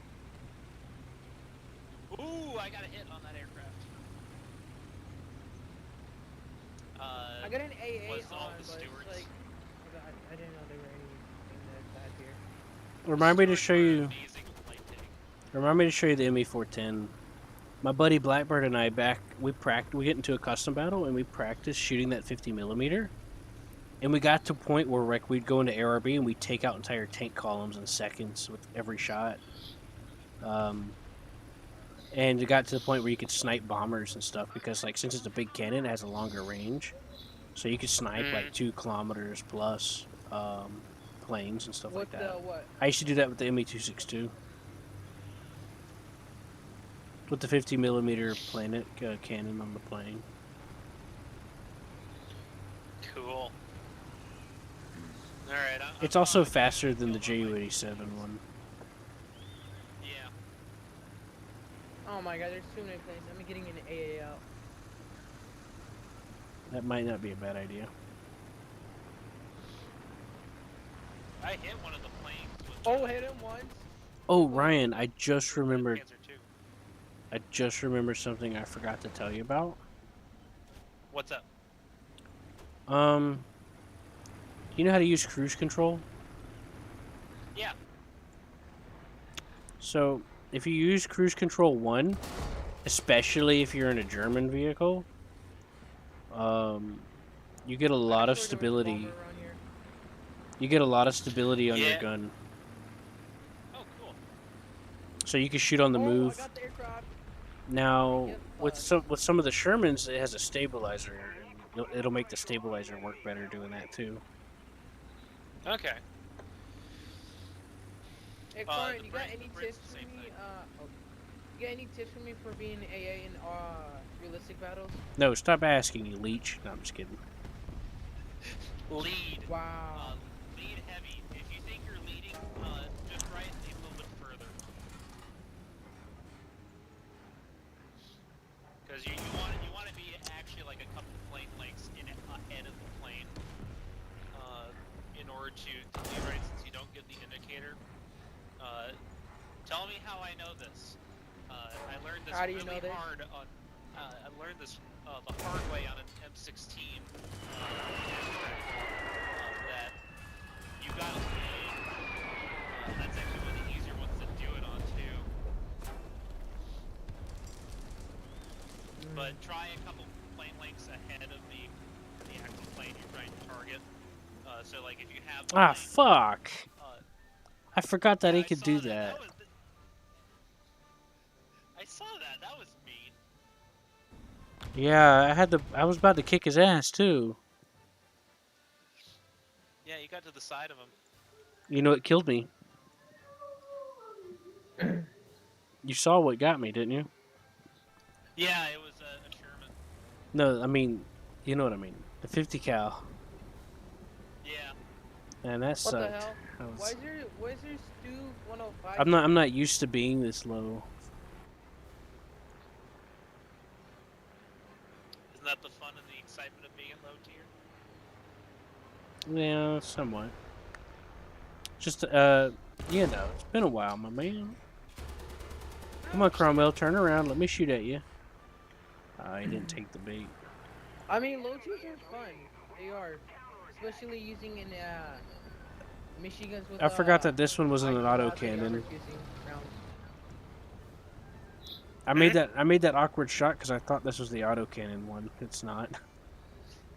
It's just you get one at a time. Yeah, I fired because I thought I was gonna rake the area of him and finish him off that way from rear to the front, like with a spay.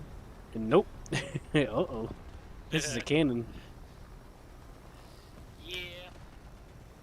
I love the wheeled stuff because they can be so annoying and so useful. Mm-hmm. Although the German wheeled stuff always kind of baffled me a little bit because they're kind of, especially the one that you're trying to help right now, that just died. Yeah, I could have saved him, but I accidentally fired and bounced off the top of that tank turret.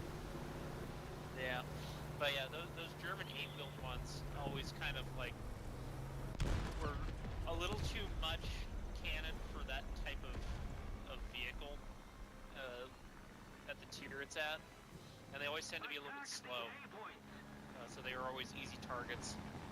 Right. You got to utilize roads and stuff like that to make the most out of the speed. Back when they came out, Yeah. I used to drive them like I was surfing. I would use the roads to get up to speed, and I would use the hills, and I'd ride up and down the side of the hills like I was going up like a surf or something, like sliding up and down it, which worked out pretty well. Oh, yeah. But the other people couldn't quite figure it out, so a lot of people just gave up on trying. But I loved it. But now they changed it to where it's decent regardless, and it's like okay, like I'm fine with that. But I kind of miss, kind of miss it. Enemy forces have captured a zone. If we don't do something fast, the enemy will win. Yeah, I remember when the Chinese tech tree came out, and a lot of the wheeled stuff that for like the Americans and a couple of other nations came along with it, and people taking advantage of that. Like the M7, I think that's the Greyhound, if I recall correctly. No, the M8 is still one of the best wheeled tanks that I know, or not wheeled tanks, wheeled armored vehicles with a cannon on it that I know. Mm. All right, back to Germany. And let's see if I can't find anything that will replace that Panzer II. If you have HVAP for it, it's pretty decent in this BR. Which one? The Panzer II can get high velocity armor piercing. The C or the F? Both.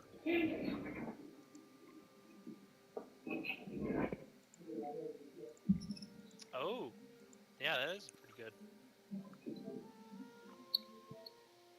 Almost there too. All right, I'll keep him. See if we can't get closer to him. It's not a bad idea to try to bring the Sternpanzer too if you get the chance. The 15 centimeter, whatever it's called now. The Sturmpanzer. It's 1.0. The Sturmpanzer is broken, dude. It literally. The is 15 broken. centimeter SIG 33B SFL. Actually, let me Oh. change that real quick. I'm gonna change it to Sturm. I don't have that one unlocked yet, so I mean, haven't done that side It's a of the little tree. harder to take advantage of it at this BR because everything moves quick and fires fast. But it's still useful to get the hang of because you could take advantage of it later on where tanks are like bigger and it's harder for them to react as easily sometimes. Goran, can I use a you know that one plane that has a 75 millimeter? The Duck, Yeah, can I use that in low tier? as long as it fits 2.7, yeah, which it does. So. It's 2.3. All right, then let's go. Let's Oh, do this. right, the ME410. So the ME410 I'm talking about is underneath the Duck. It's the B2U4. It's 3.3. That's one of my favorite planes. Ah, that one. Okay. Here, I'll be right back. Oh, okay. Then I can get behind that. Mm-hmm. It's got some nice rear protection too. Yeah, it's got remote controlled gunners. It also has a good protection for the pilot. You see, the duck that he's talking about, the B3 with the 75mm, one of the biggest things about the HS-129 is that it's basically an armored bathtub for the pilot, Yeah. but its engines are underpowered. Yeah. So you're in realistic, so you're kind of wobbly at low altitude, so you can run into stuff a lot easier When by you accident. when you switch to the cockpit mode, there's a scope, and if you look into the scope, it's actually a gun sight for the gun, and you can use that to take long range shots at tanks, and that's what I used to do with it back whenever I did practice with it. I got pretty good at it too. You can one shot most things because it's a 75mm, so you can put APHE in it. You can also put APCR in there too, but you don't need to Let's because you see. come at them from the sides. Yeah. Wow, that's actually good penetration for an aerial Mm-hmm. 75mm. Yeah, look how big that damn gun is. Almost as Get long as ready the up, plane. boys. It goes I know. like part of it's still inside there. What the hell Now, is this the 4.7? ME410 with the 50mm, if you do your takeoff flaps whenever you're going over a target, it's so sturdy because it's one of my favorite things to do in that plane. You'll literally glide over them while you're still aiming, and you can literally shoot down the top of the tank while just gliding over them horizontally with the takeoff flaps down. Nice. Mm-hmm. Wait, what does it Alright. say? B. Oh, there you go. That's better. I Right. was looking at the German tree. Yeah. Get ready, bro. Oh, my apologies. Ready. There we go. Ready. No, I'm gonna check on John. I kind of muted them all when Were you he not started ready up talking. the whole time? Microphone activated. Hey, John, how's it going? Pretty good. You Yeah, guys yeah. partying in Valheim? Hell yeah. You guys having some Nordic parties over there? I start building a tower. So, I made a new friend in War Thunder apparently. Cool. Woohoo. He's like I've been hearing this guy talk in my head for like a week, and I just needed to know who he was talking to and why. Mm. And he said he's like, oh my god, I finally got in contact with you. It was like a first contact moment. Mm. I felt honored. And pizza. Incoming shaman. That's great. I'll see if he could join TeamSpeak someday. Been pretty deep in there. Huh? Oh yeah. Wait, were you talking to me? No, I was telling No, John. Alright. No. The mystery man I've heard him talk to for the past week. No, it's not too big. Well, one of them actually. One of them. John and Scruffy's in the TeamSpeak right now. You want to meet them?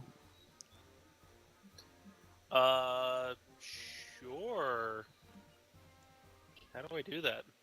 Well, first of all, you got to sign a waiver that if anything happens to you and if you die, it's not our fault. For the Imperial That's man, already you signed and paid go. for, my friend. Oh, okay, then we should be good then. So, what you have to do is Who's we? Ow, ow, fuck. So what you'd have to do is we use TeamSpeak, so you'd have to download TeamSpeak 3. Ow. It's a voice over IP program that's free. Yeah. And then you just go to the address, I'll tell you. Let me back out real quick and go find that. It should be the website called teamspeak3.com or something like that. TeamSpeak3.com. Let me look it up just to double check. It'll be teamspeak3.com/download or something like that. 64-bit or 32-bit? Whichever. Trying to remember. Do you use more than 3 gigs of RAM? I have like 8. Found a hole. 64-bit then. Yeah. I think it's pretty safe to assume it's 64-bit. Maybe it's just a guess though. I think it's safe to assume you're 64-bit. Well, thank you, Scruffy. I'm such a sexy 64-bit, aren't I? 64-bit stud. 64-bit stud. Aching for those members. I don't know where the base was. More so?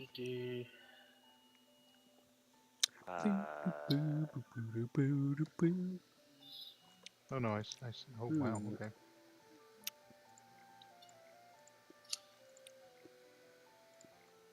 It's being out there, aren't you? uncooperative at the moment. Hold on. That's fine. I'm doing some Doesn't- customization. No problem. I'm coming back. Download missing. TeamSpeak.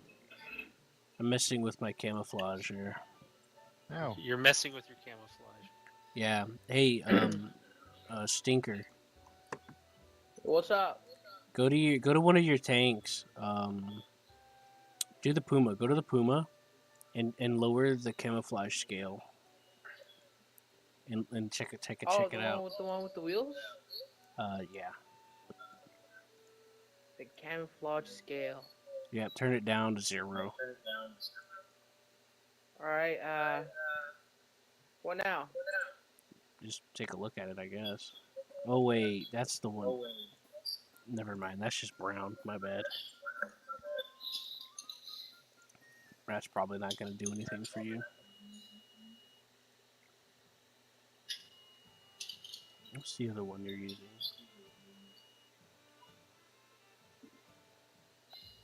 Right, so never mind that. Do you have... You have the Tiger 2, right? Or the Yag Panther? Right, Stinker? Bang, you're trying to smash him. I'm just building. The what, Panther? Okay. Do you have the Yag Panther or the Tiger 2, right? Oh, the Yak Panther. Okay, that. Yeah, just customize the camouflage on it and lower it and see what it looks like. Well, I don't have the Yak Panthers. Oh. Can you still customize it though? Oh yeah. I have no idea. I don't think I could. Dang it. No, I can't. You got a Panther, Why? right? I'm trying to show you I something. got the little Panther, yeah. The D or the A or both?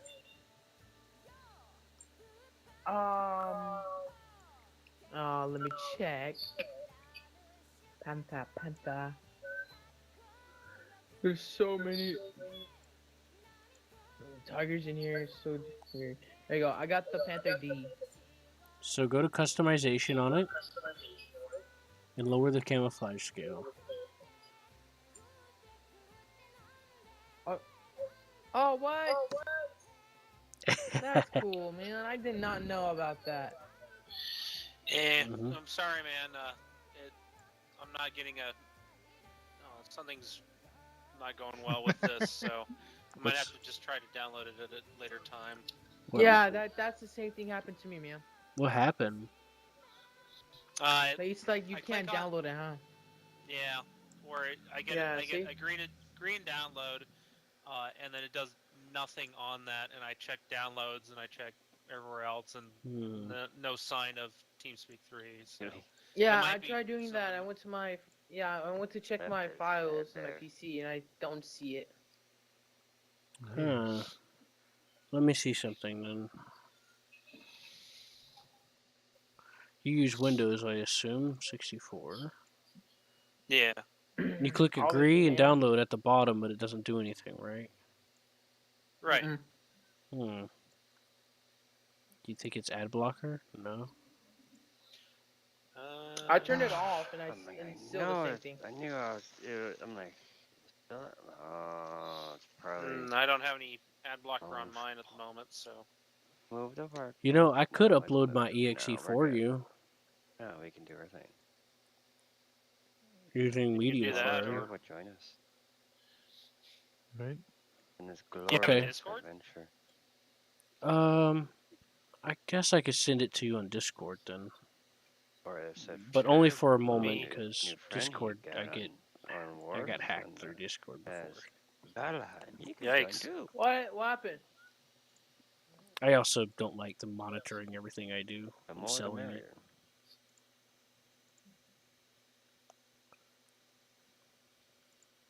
All right, here I'll ready up.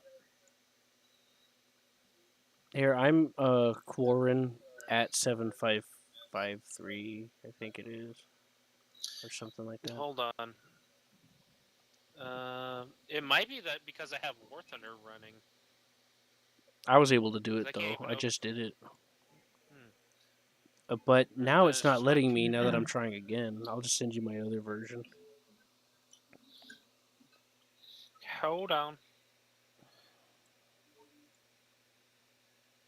Let's see. Yeah, I think my PC is being funky. I might have to just X out of everything and restart my computer. I'll just So send it to you on Discord. I could just package the file up real quick. Because yeah, let me. TeamSpeak updates locally anyway, so you only have to install it once. Yeah. So, what was your tag again? It was Quarren at 7553, I believe it is.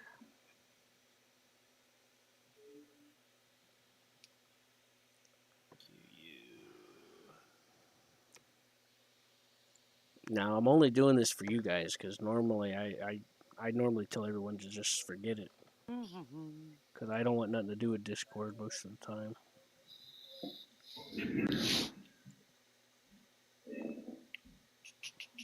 But I'll help you guys out this time.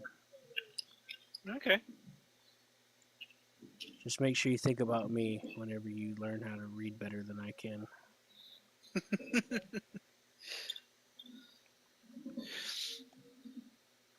At 7553.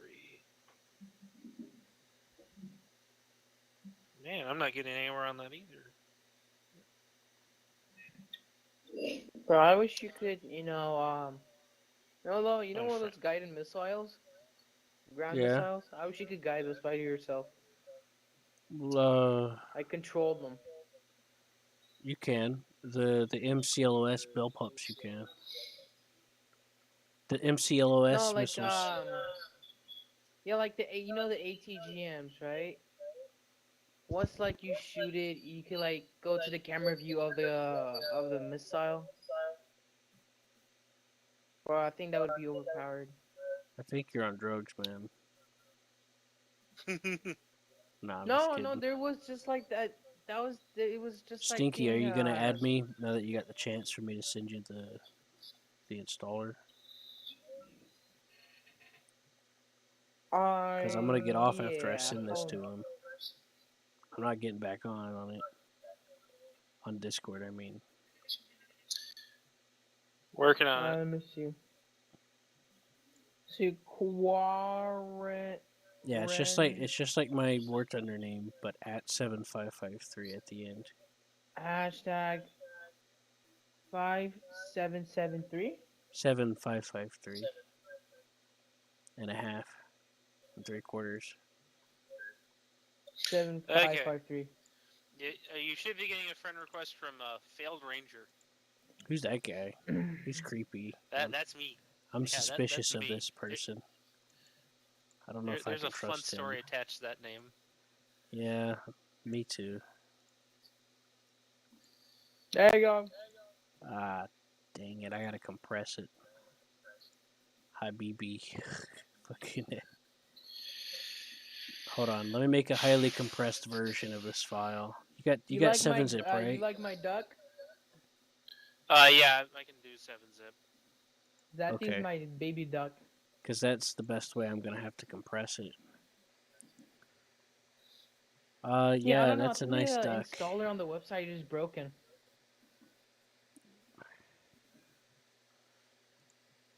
Ultra compression. Perfect. What's the outcome? I hear a lot of people talking about saying that, oh yeah, there's gonna be a new A10 Warthog coming soon, but I doubt it. People just They're living just up. gonna keep arguing. Sometimes you just gotta take rumors as salt. I mean, you gotta take it with a bit of salt. Just don't always assume it. Yeah, they're just gonna keep upgrading it, like the with the Abrams. Oh yeah, new Abrams tank coming soon. Shit. What do you see? It just upgraded Abrams. Right. So what I'm gonna have to do, cause it's over 8 MB, I'm gonna split it up Oh, into 3 file sizes. Yeah, it's just 86 MB. So I'm gonna split it up into 3 parts for you guys, okay? And you'll open it just like you would any other 7-zip file. Just let me remember how to do that. It's been a while. Last time I had to do this was back in the day when I was, well,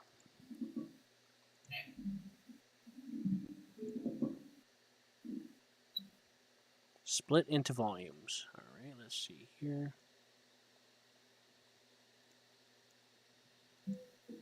Bytes, 1,000. has this game changed over the past years that you've been playing, Quarren? Yeah, there's been a lot of changes. A lot of different things going on. Oh, what do you guys think about the new economy changes? Well, it's Huh? definitely a step to fixing it back to where it was better at before. So do you think it's improved or is it still the same?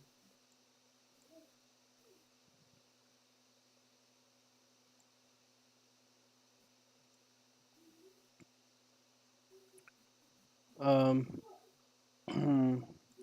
it's a step in the right direction compared to how it turned out to be after they changed it, which seems to be related to. I think it was based off of feedback. Hmm. Well, if you think Gotcha. about it, that's what it feels like. All right, let's see if this will do it.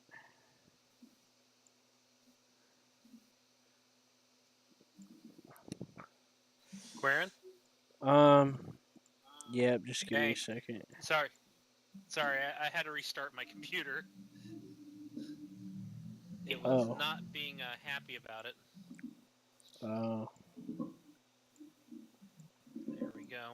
I Did you was. get my friend request? Yeah, I added you. I was trying to split it up into volumes, but it's only letting me do it by 10 megs a piece, and Discord only lets you send 8. Uh, So I'm trying to figure out how to make let, this work. let me try again after restarting my computer, whether it decides to TeamSpeak 3. After I restarted my computer, whether it decides that, oh yeah, this is fine.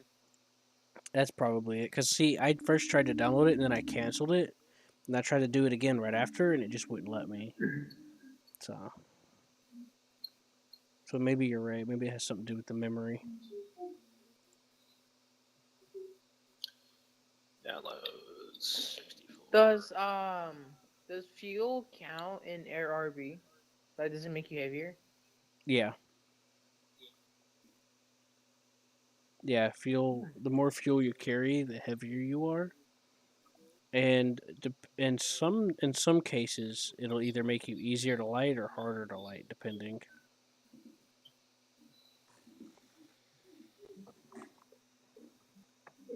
Oh, I have this one question for you, Corin. Mm-hmm. So I recently got the ME 264. Hold on, was it 264? Let me go check. Oh, I just realized something.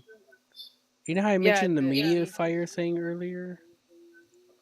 I the could have what? just used Mediafire anyways and just sent you the link to Mediafire. I'm so stupid right now. So I got the new ME 64. I fully upgraded it. But what is the what are the good bombs to use to destroy at least two bases? Well, it used to be 1,500 kilograms up, like as a general standard, Mm-hmm. but now it shifts based off of the BR and the type of map. Because sometimes you get the one with the four bases. So to be honest with you, I'm not entirely sure what a good standard is, but I do know that if I take an 1,800 kilogram bomb and drop it on a three base, usually one will take out the base, but sometimes it'll take two of them. That's really as far as I got it whittled down to. I kind of forgot some of my other So you're just tests. gonna throw it in between the bases?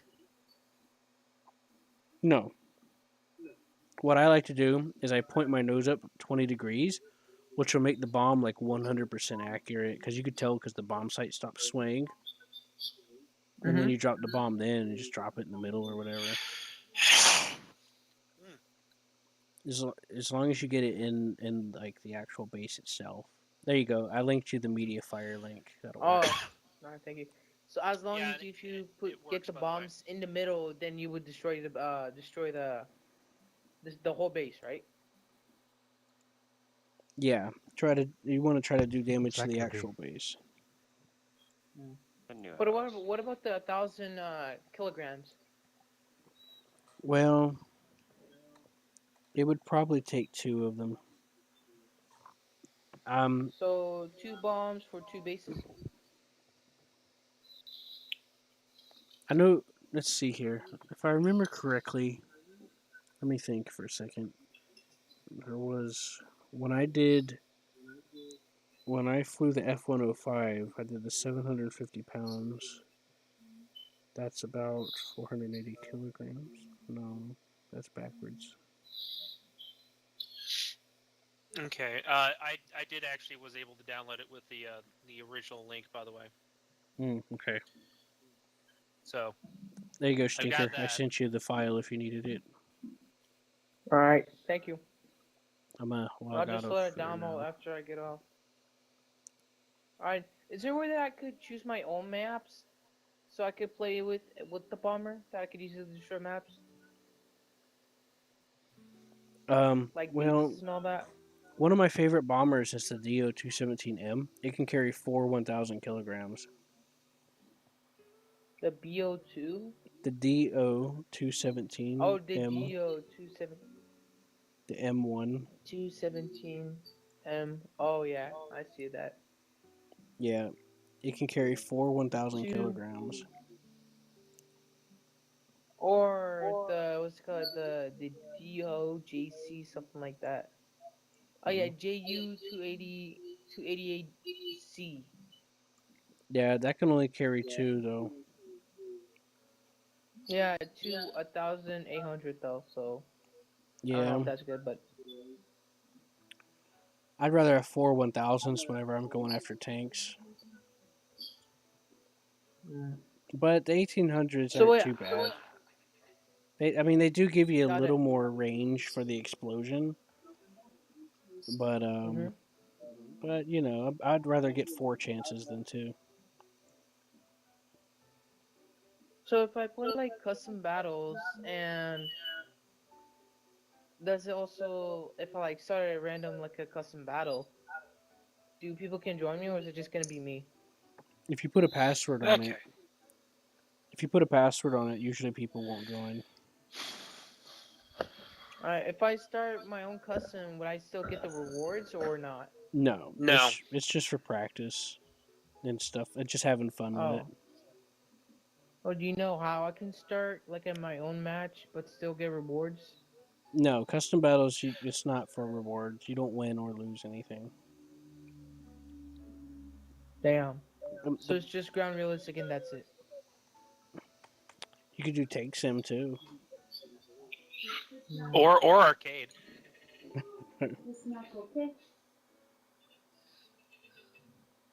Have you either done any of the reward once a day ones where it's like assault ground arcade or assault air arcade? I've done those, Yeah, but they take time.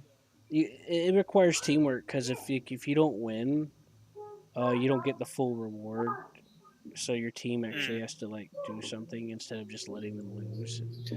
There's yeah, you get carried or you try to carry them. Mm. Or sometimes it works out. I find it kind of fun, but sometimes it feels a little bothersome when you get basically nothing just because they failed or just you failed. So Gotcha. it's not like a. The only way it's sustainable is if you win every time. Ah, okay. Yeah, otherwise you won't get nothing from it if you lose. You get like a few, like you get a little bit, but it's not enough to really be like worth it. Okay. You might as well try your luck in simulator. Because at least in simulator, if I die and don't do anything and tanks him, I at least still make profit. Really? Yeah, because There's really, barely anybody. There's barely anybody in simulator battles. That's the thing, though. I'll be quiet. That's not the case. That's not always the case. Especially whenever they did the queue system recently. But there's been a lot of people, more people playing it recently. Especially since they did the queue Well, system. But well, what there's, if I but just some, change my servers? but it also depends on the time. Because if you're trying to queue at like 4 in the morning USA time, yeah, you're gonna have a harder time. But then you can switch to the EU server, so Yeah, it is. It's 2 a.m. where I am, so. yeah, me too. It's 12:12 It's a.m. 3. It's 3 for me. But It's 3 for you. so in realistic battles, the rewards are 2.6 times the base. With the base is like arcade. Mm-hmm. Arcade's like 1.0 or basically 0, kind of, or 1.3, I guess, depending. Simulator is 3.4 or 3.6 times, so you can make a decent amount of money for doing less than you did in RB. Just have a bomber with a ton of bombs and just drop them. Boom, there you go. In Tank Sim, you also But get to then, start in a plane from the start. So sometimes what I'll do is I'll bring like a Stuka dive bomber or something. Yeah. Sometimes I'll do Tank Sim just to fly the plane and take that out because you can. You don't even need to bring tanks. And every day they do a new rotation of it. See, like right now it's like 5-7 because I got the tiger. Yeah. And then the other one's like 7-7 because it's like the mouse and stuff. Yeah, I saw that when I was looking at it. But recently they did a queue system to where you could just bring any BR you want. About I think it was last week, and I loved it. That was awesome. But you know how it is. Sometimes you get those YouTubers that like making controversial. Like everything's always got to be terrible or overpowered or whatever. So you got to watch out for some of those YouTubers that are like throwing shade at everything. Them on those? What's up? You actually run into more YouTubers on Simulator?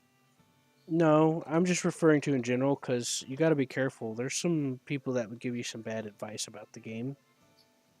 See, the second you start convincing yourself that it's out of your hands is whenever you stop improving and you stop having fun with the game. Because this game does use a lot of skill, and a lot of YouTubers do not help promote that healthy mindset. They try to convince you that everything's overpowered because it gets them more attention because it's controversy. That's why I stopped watching them. But there are some good ones that actually do give you some advice here and there, that actually do educational videos. Like, you ever watch Phil Dilly? Yeah, I stopped watching him a long time ago. Yeah, well, I watched it for a little bit and then was like, I'm done with that.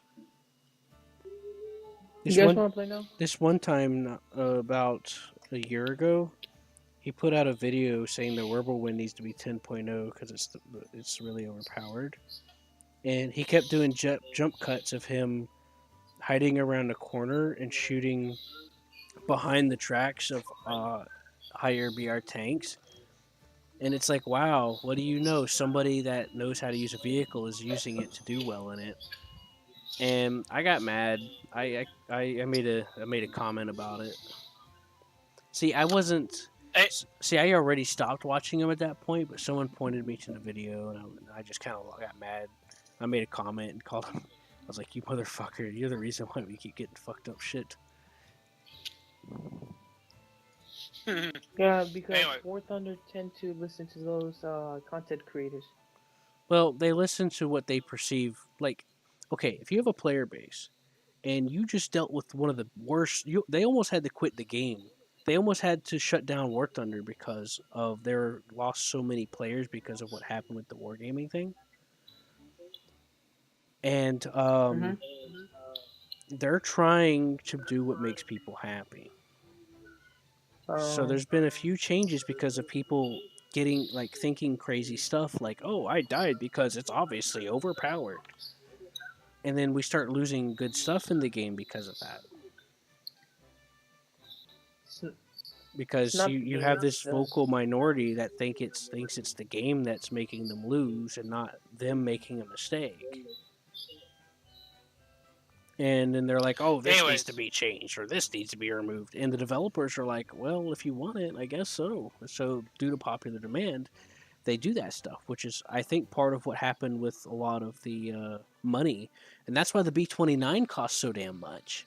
It was they were a lot of people were complaining about the B-29 because you would get because after they put the restriction to where there can only be 4 bombers per team, because there used to be no restriction on that back in the day.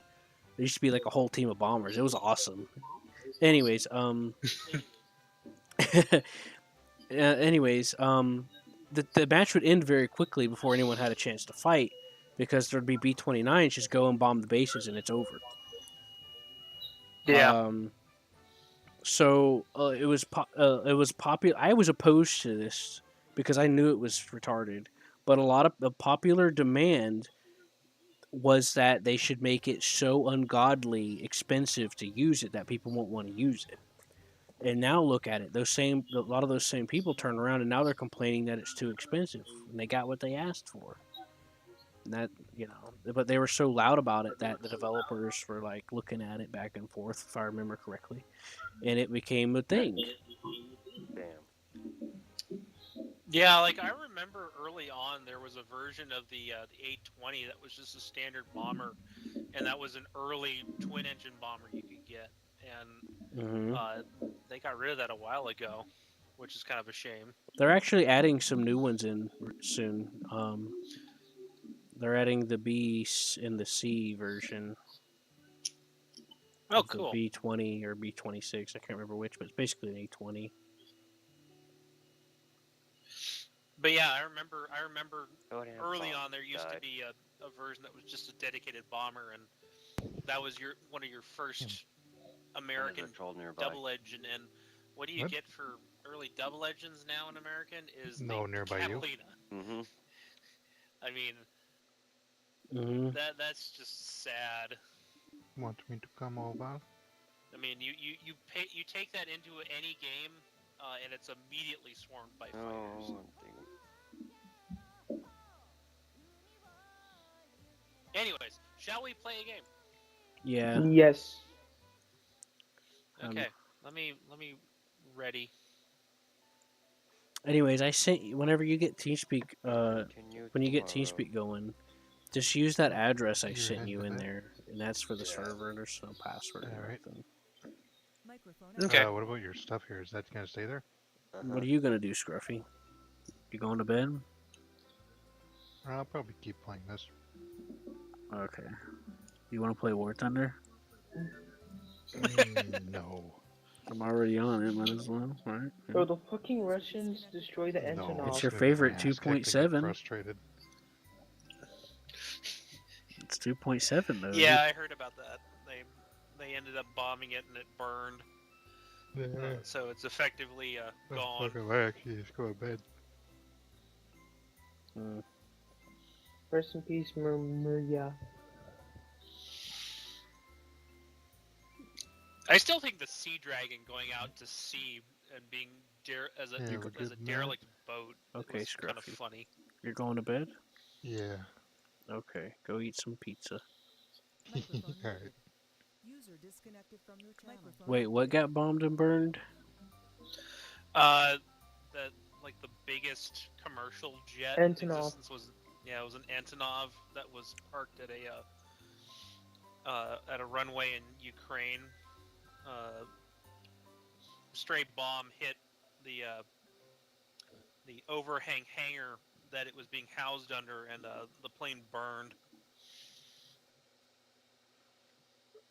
So, who wants to meme on the Okay. Russian pilots that were freaking out by some dudes with the javelins?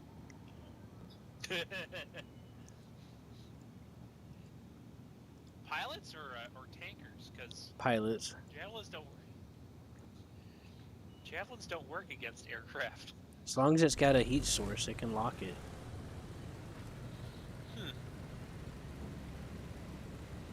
But I think they're more worried about stingers. Probably. But at least that's what I heard. I try not to pay attention to all that because, to be honest with you, it's getting very hard on what's his name to keep it going because he's like the longer he keeps it going, the more likely that he's just gonna get kicked out of power. Oh, Putin. Yeah, because there's some old Soviet factions that are starting to awaken, and then there's a lot of people protesting the war, and he's basically making no progress. Yeah, he's either going to set. He's already trying to find a peace deal for it, believe it or not. He's trying to figure out a way to. He's already trying to talk about it, and that was like a few days ago. There he is. The car.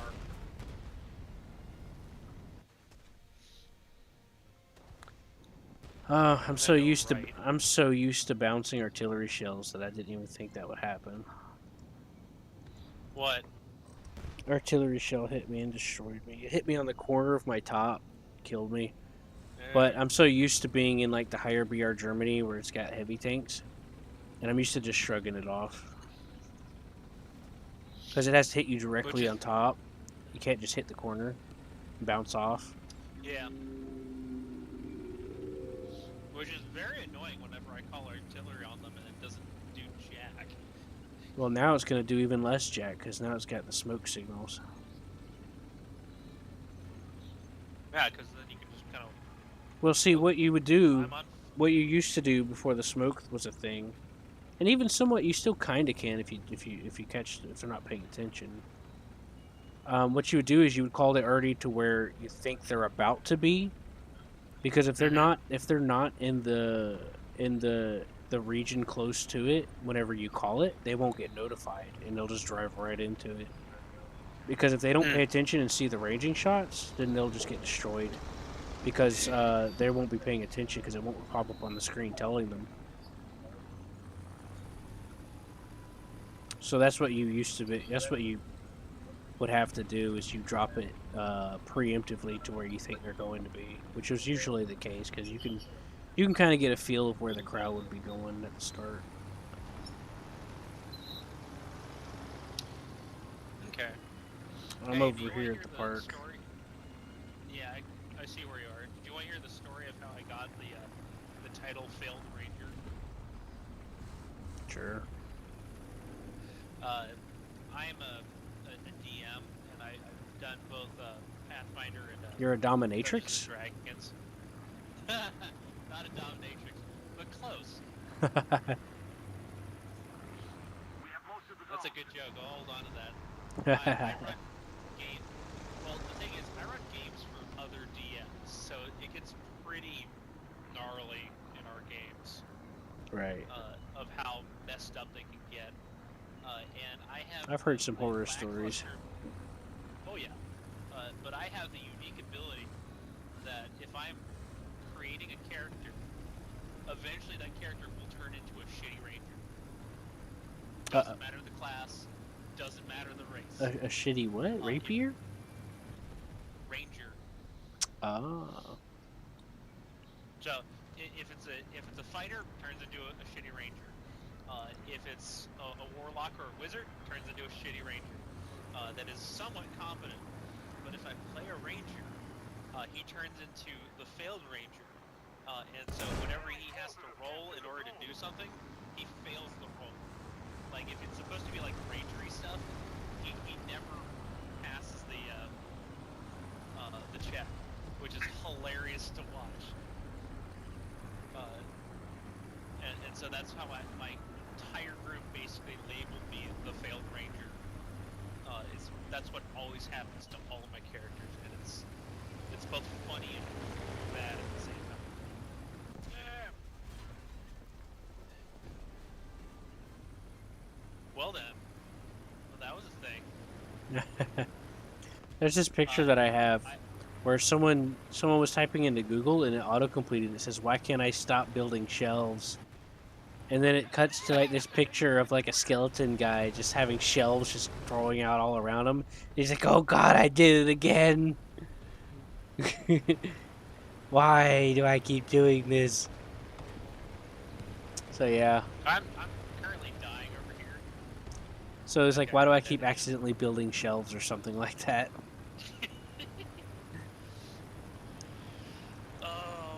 What was the worst thing? In my group, I own the second worst critical failure roll that the group has ever seen, which I thought was hilarious. But other than that, the worst critical failure we ever seen was a guy with a singing axe when we were in a basement, and he ends up killing two people in the party because he didn't swing once, he swung twice, and he failed to throw. Because it was like a throwing axe that would return to you with and say something like 24 or something like that for the number of people it's killed. And we told him to stop. He wouldn't stop. And so he winds up to throw the axe and fails it, and so the axe goes backwards and he crits the party member behind him. And he does this twice at the same turn, and it was like, stop. You're gonna kill the rest of the party. And then mine was like, I was basically trying to fire an arrow at a monster, and I pull back, and I roll an @1 in trying to fire the bow. The bow proceeds to basically explode in my hands, and the arrow goes straight up 2 feet, turns around, goes straight through my heart, and I die instantly. Enemy forces have captured So I own the second worst critical failure the group has ever seen. Oh, there's a plane with no propellers just kind of That's me. gliding. Oh, that's you. You lost your propellers. Yeah, I ain't used this plane in forever, so I'm not used to it. I went to drop a bomb and then I hit a pole. Ew. That was a nice water landing. Yeah. Good luck getting out of the water.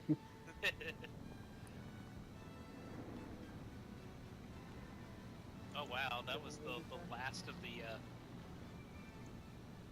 Yeah, I was trying to get that Crusader back for being a dirty British.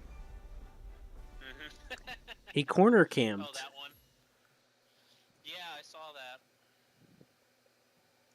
That irritated me. I was like, you dirty British. They always got to do something underhanded. Oh, there's this one Stug that's still going at it, and a Flak 38. Yeah. I'm going to go ahead and go to the hangar. Same.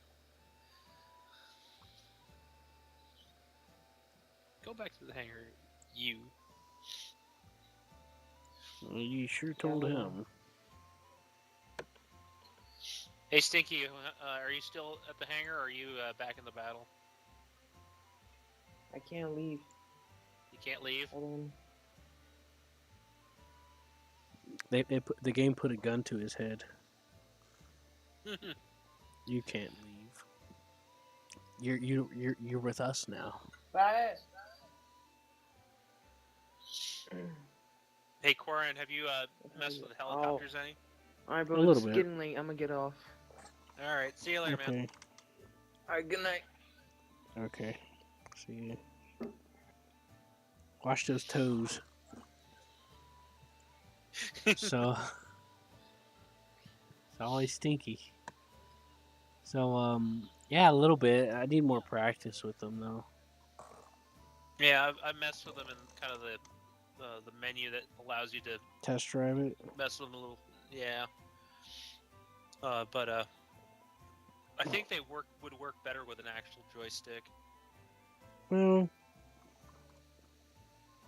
and pedals oh, you mean for simulator?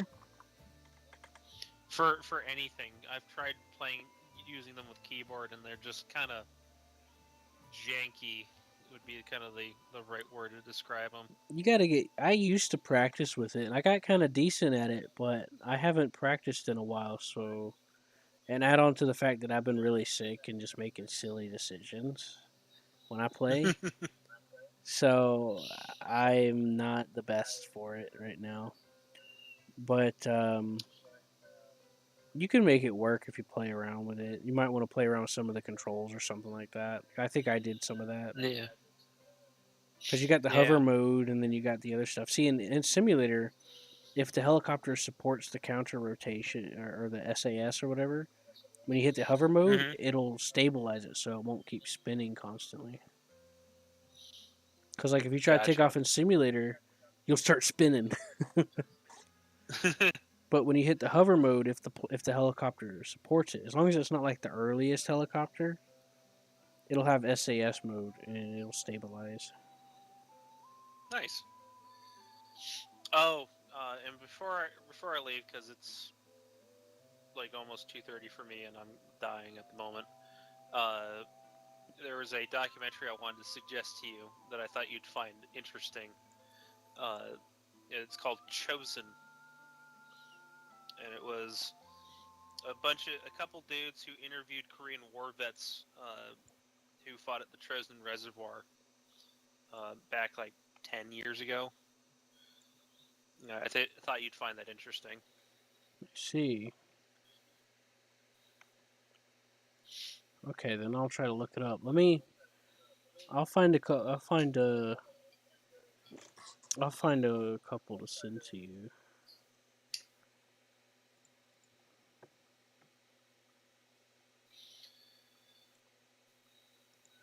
Me. Boop.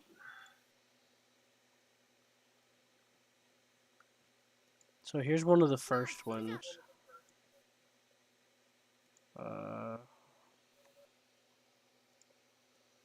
Just whatever you get the chance.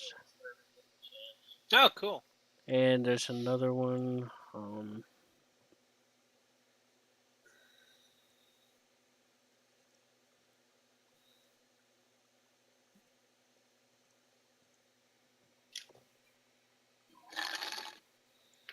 I think this might be the one I was looking for. I'll have to go over it Dangerous again. missions. I think that might be the one.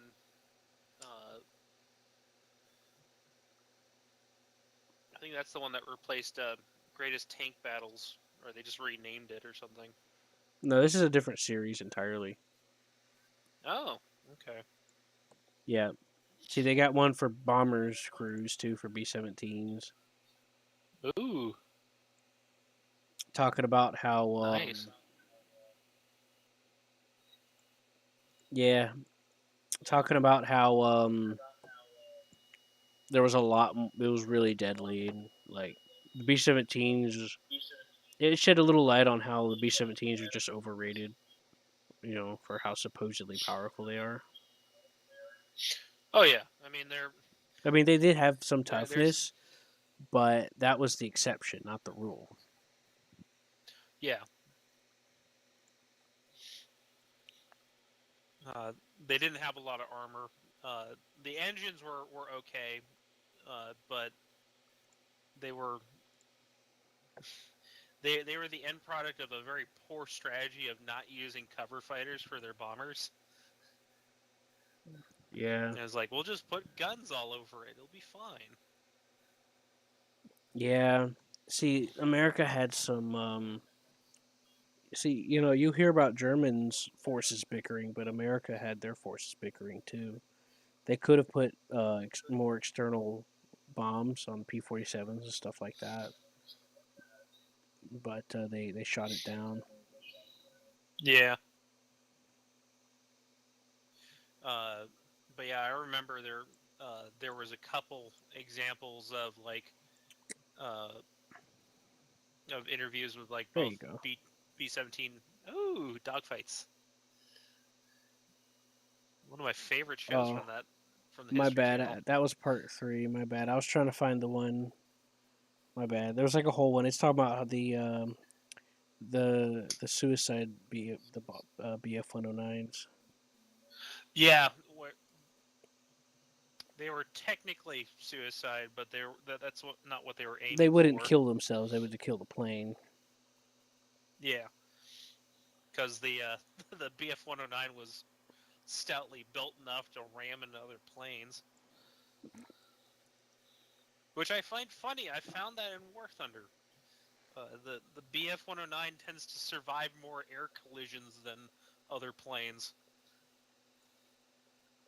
So here's a game that you might find interesting. It's a little old, but it was made under strict supervision of like actual experts of the plane and stuff back when they were making it. It's a little Mm. old, but that means the information's a little more fresh because they got actual Oh, okay. crew, and then they got experts on it that used to be a bomber crew guy to make this game, and you're basically it's kind of like this interesting mix between management because you have to manage the crew on it, and they have to check each other out Mm-hmm. to where you manage a formation. Of course, there's customizability and all this other stuff, and you can control different vehicles, even the Luftwaffe if you want. Anyways, Oh, you cool. basically have to like do missions and try to get your bomber flights through. Um, and it's very interesting. But from what I've heard, it's one of the most accurate representations you can ever get. At Of least at actually least to running a most, at least somewhat to what it was like. I mean, I don't know yeah about some of of the specifics about like how rugged the plane was or not, but you do lose a lot of planes in there. yeah, but it's accurate to how a bombing mission would have been flown. Yeah, a typical kind of thing. And now this guy that I linked you, this YouTuber, has done multiple like playthroughs, so this is just one of them. Oh, Um, cool. but yeah, like there's times when you get like shrapnel go through the plane, and like you're not sure if the guy's injured. He doesn't even know yet because of the adrenaline. So you got to send someone to check on him, or else he might just die out of nowhere randomly because Mhm. you won't know. Just just randomly. Yeah, he could just fall over dead because if you don't send someone to check on him, even he won't know if he's injured or not.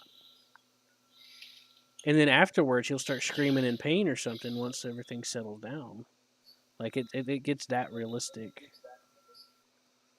because like it simulates the idea of adrenaline to where you don't know if you're hit or not.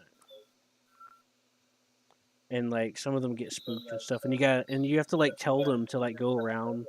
Sometimes you'll get like the hydraulics and the bomb bay hit, and you have to send a guy to go open it manually. So there's like this mixture of stuff in there.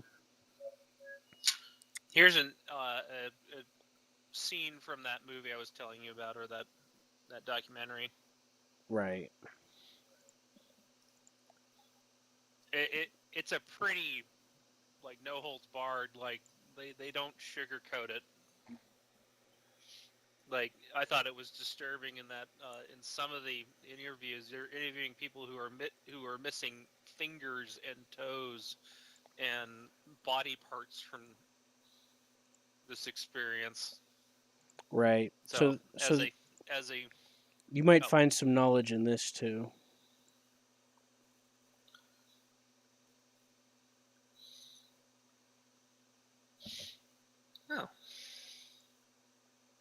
I'm Oh, it's not. an hour long. I think these might be the same one. I'm not sure, but it's a presentation that this guy apparently um has spent a lot of time learning about all these different things and stuff like that. What was it? Why our generals were more successful in World War II than in Korea, Vietnam, Iraq, or I Iraq think they're both the slash same Afghanistan? one, but I could be Yeah. mistaken. Now, this one See, is Fox W. particularly interested because this one talks about someone you may not hear much about, but he's an unsung hero of Korea War. This guy, so like that he talks about in that one. So yeah, there's some. It's a Yeah. good listen to. Now How to OP Smith? yeah. Now tomorrow, if you want, I can help you practice your simulator a little bit and see how you feel about it. Sure. Just Uh, just to try it once I out. once I have some sleep. Sleep. Sleeps for winners, I guess. Fair. Actually, because of all the, you ever heard of a tabletop game called Twilight 2000? Maybe. My knowledge is very shaky. It's a tabletop game about World War III. That came out in the originally in the 80s, but they just released a new version of it a couple months ago. Mm-hmm. And I started them. I started a campaign with my group because I talked them into actually playing it this time, and I've had to postpone it because of everything, because it'd be in poor taste to run it right now. Oh yeah. Yeah, because the game takes place in Poland against the Soviet Union, and then the world is basically fucked with limited nuclear strikes and stuff, and I'm like, this is probably not a good time to be running this game since we're that fucking close. But yeah, there's a lot of literature about that too that I've always been fascinated with from the early '90s, talking about World War III. In fact, if you ever decide to look into some interesting literature, one book you might look into is called Team Yankee by Harold Coyle. You'd probably find pretty interesting. Okay. Which is a tanker. Have you ever tried to read Tom Clancy before? A long time ago in middle school. Think of him as like Tom Clancy light, because Tom Clancy does like geopolitics as a whole of like what goes on in a situation. Right. Harold Coyle does everything from the company commander down. So Are there small unit beans tactics, involved? huh? Are there beans involved? Potentially.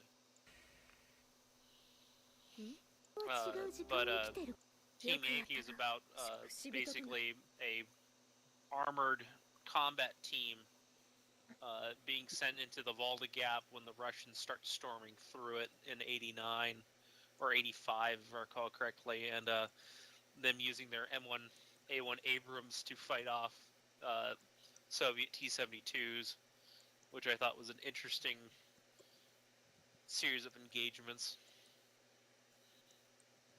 So I think you'd find the book interesting. Okay then. I appreciate that. I do like some interesting facets here and there. By the way, that one That about that the deadliest missions tanks, I think that is the right one. Because there was a guy that they interviewed that literally had to be the guy that recovered the tanks and cleaned them up, and he thought, he'd have to clean all the brains and shit out of it and stuff like that, ugh. and like patch it up and send it back out. He said you could Oh never get the yeah. smell of death out of there. No, that the steel's basically torched with it at that point. Yeah. Yeah, so It's he permeated the steel. that guy that they interviewed, he saw the most destroyed tanks in person and recovered than any man in history. Apparently. Hundreds, if not Hundreds, thousands. yeah, something like that. Don't know the exact number, but it's something like that. I don't remember. But I think they mentioned it in the video. But anyways, yeah. It's Yeah. interesting. Cool. Thanks, man. The only other book I'd suggest would be a book called Chieftain, Uh-huh. which is similar take, only British Army with chieftain tanks. Oh, by the way, that Greatest Tank Battles Normandy, I believe that covers the 5th Canadian Armored Division that went with the US, Yes. that was working on under the US's. So the US was in Yeah. they were under the umbrella of the US command. Yeah, so they got Shermans to fight everything. Which I'm not sure. I think those are, what are they? Straight M4 Shermans? Well, that was They're one of not the A1s, that was are one of they? the most famous divisions of World War II, believe it or not, come to find out. That Canadian regiment. Yeah. The 5th Armored. 5th Canadian Armored. Mm-hmm. Oh yeah, cool. Actually, I just saw the B-26 Marauder news thing on War Thunder as we were talking. I'm like, oh cool, they're gonna have the Marauder. But yeah, The straight Marauder. I like the Tank Battles series. They try to get like information from different sides and stuff like that. There's this one Oh really yeah. interesting story about the Sherman that got lost behind enemy lines in the Battle of the Ardennes, and they freaking literally run into like a pack of Tigers, and Jesus Christ. he's like, oh shit. So they start backing up, and he turns the turret around. He's like, I knew it was a dumb idea, but I gotta see where I'm going, and we'll be dead either way. And this is just a short 75 Sherman. This ain't no up armored or nothing. This is just regular Sherman that you would see anyways. And this was like in 1944, so this was toward the end of the war. Yeah. He comes across They 3 screwed. Tigers, or was it 4? And they start backing up, and it fired. And funny, it's such a funny coincidence that part that bulges out the back, it hit the turret. The turret cracked in half. And apparently the shell hit just right on the corner of that bulge on the back of the turret to where it bounced. But it hit the tank. When it hit the tank felt like it almost flipped over. It Oh my lurched God. so hard they thought it was going to flip over, and it cracked the turret in half. Like not like completely like falling apart in half, but like there was light coming through and stuff, You could see, and the after they've realized what happened afterwards. No, they realized that they had just spent all the luck they had in life. Yeah, I mean, they had an adventure like up to that. Before that, they saw like a German, like this one German guy, like they were before that happened. They were like lost in a town or whatever, and there's this German dude standing there, and then another dude stood up with a Panzerfaust, and he just happened to miss. He just point blank, like point blank, and he missed. It's like, how do you? It's a recoilless. Like those are recoilless. You don't feel it.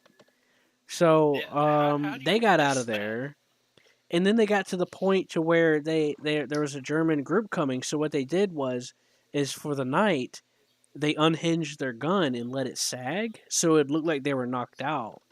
And there was like a big convoy of like German troops walking by the tank, and they could hear them like stopping to look at it and stuff like that. Oh man, that reminds me of Fury. I ain't seen too much of the movie, but that part with the tiger that irritated me. So I don't know if I want to see that movie or not. There were some better scenes aside from the scene with the tiger.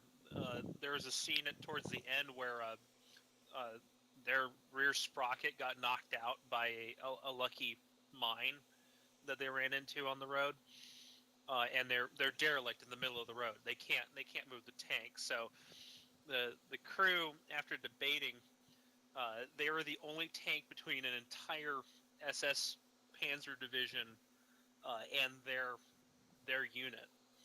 Mm-hmm. They're the only ones left, and they decide to stay, and they make the tank look like it was derelict, like as you were saying with that one guy, where they pointed the gun down uh, and set the tank on fire a little bit to kind of drive the point home that it was just knocked out, and they basically used the tank because it was I think it was M4A3 or A2 75W with a different suspension that they were using. The one after the one in the tech tree that I'm currently on, which is it was the M4A376 that they were using for the movie, and they used it as a mobile, basically a stationary pillbox with a 75mm cannon or 76mm cannon, and just fired away at German infantry and just laid into them with 30 cals blazing. Mm-hmm. But there was some really neat scenes with Panzerfausts where one of them actually punched through uh, the bottom part of the turret because they were in a ditch and these guys had crawled up to the tank within like 30 feet. Uh, they punched the Panzerfaust through the bottom of the turret and killed the loader. Uh, where they showed the molten jet just slicing right through him. It was an impressive scene. Where they used it as a pillbox.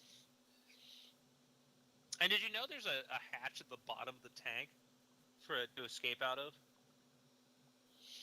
On which tank again? Just to make On sure. the Shermans. Mm, On the Shermans, there's if I recall correctly, there is a hatch down there, but I will check. I don't know. There might be an engineering hatch or something, but I don't remember hearing about that too much. But even so, practically, you would have to be really small to get under there. Yeah, So it'd probably be useless anyway. but yeah, I mean, aside from the tiger scene, the rest of the movie was actually fairly decent. Yeah. But I do agree with you. Charging a tiger like that is paramount suicide.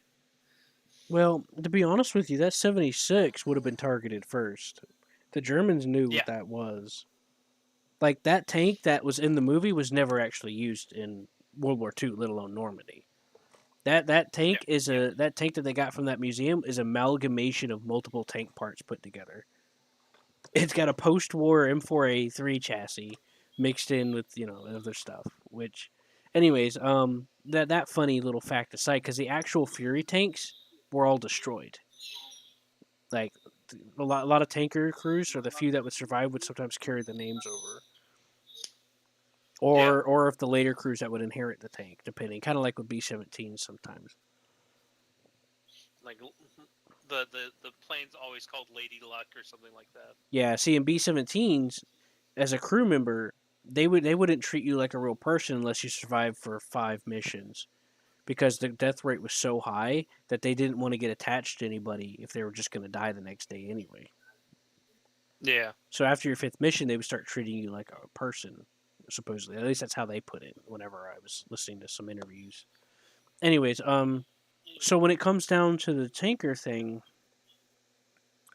that 76 could have just punched a hole through his front. But first of all, the Tigers fucking gave away his. He ruined his superior position. First of all, a tank commander would never do that. Second, they would shoot the front, yes, and then shoot the back. Perfect hunting strategy. But he didn't shoot the one that would obviously be his primary target, because they knew a lot of Shermans with 76s would try to hide it. They would try to paint over it, and then they would put a second muzzle brake shorter down the barrel to try to make it look like it didn't have a 76, because they kept getting targeted. Yeah. And there was so few 76s here and there sometimes that they had to try to make it count for what they could. Yeah, and I think the main one that the U.S. Army was using with the 76 gun was the M4A1 with the 76 and the improved turret, if I recall correctly. I think That was so. the yeah. I think that was the main one they were using with the during the later half of the war, Hmm. and not in large numbers. I think it was mostly like Yeah, the M4A2s, just the standard one that mostly was coming into contact with them. yeah, there were some here and there. Like by the time you get to the M4A3, the war's already over. By the way, you'd be happy to know that the tiger used in Fury was an actual tiger. I know. I'm Uh, aware of it. yeah, It's the only working Tiger one, one. supposedly. That's not my worry. I just hate how it was. It kind of made me sick. It was like it was like an insult. Because first of all, it's an insult Yeah, to Shermans and an insult to Tigers. Because that Sherman could have just fucked him up right there without going anywhere, yeah. and the Tiger would have shot him first. Not It would have shot that the front Tiger column. wouldn't have drove forward to allow himself to be circled. That Tiger wouldn't have all of a sudden lost his reload rate and all of a sudden lose his accuracy and start bouncing all over off the side of that guy. He literally shot him in the side and it bounces.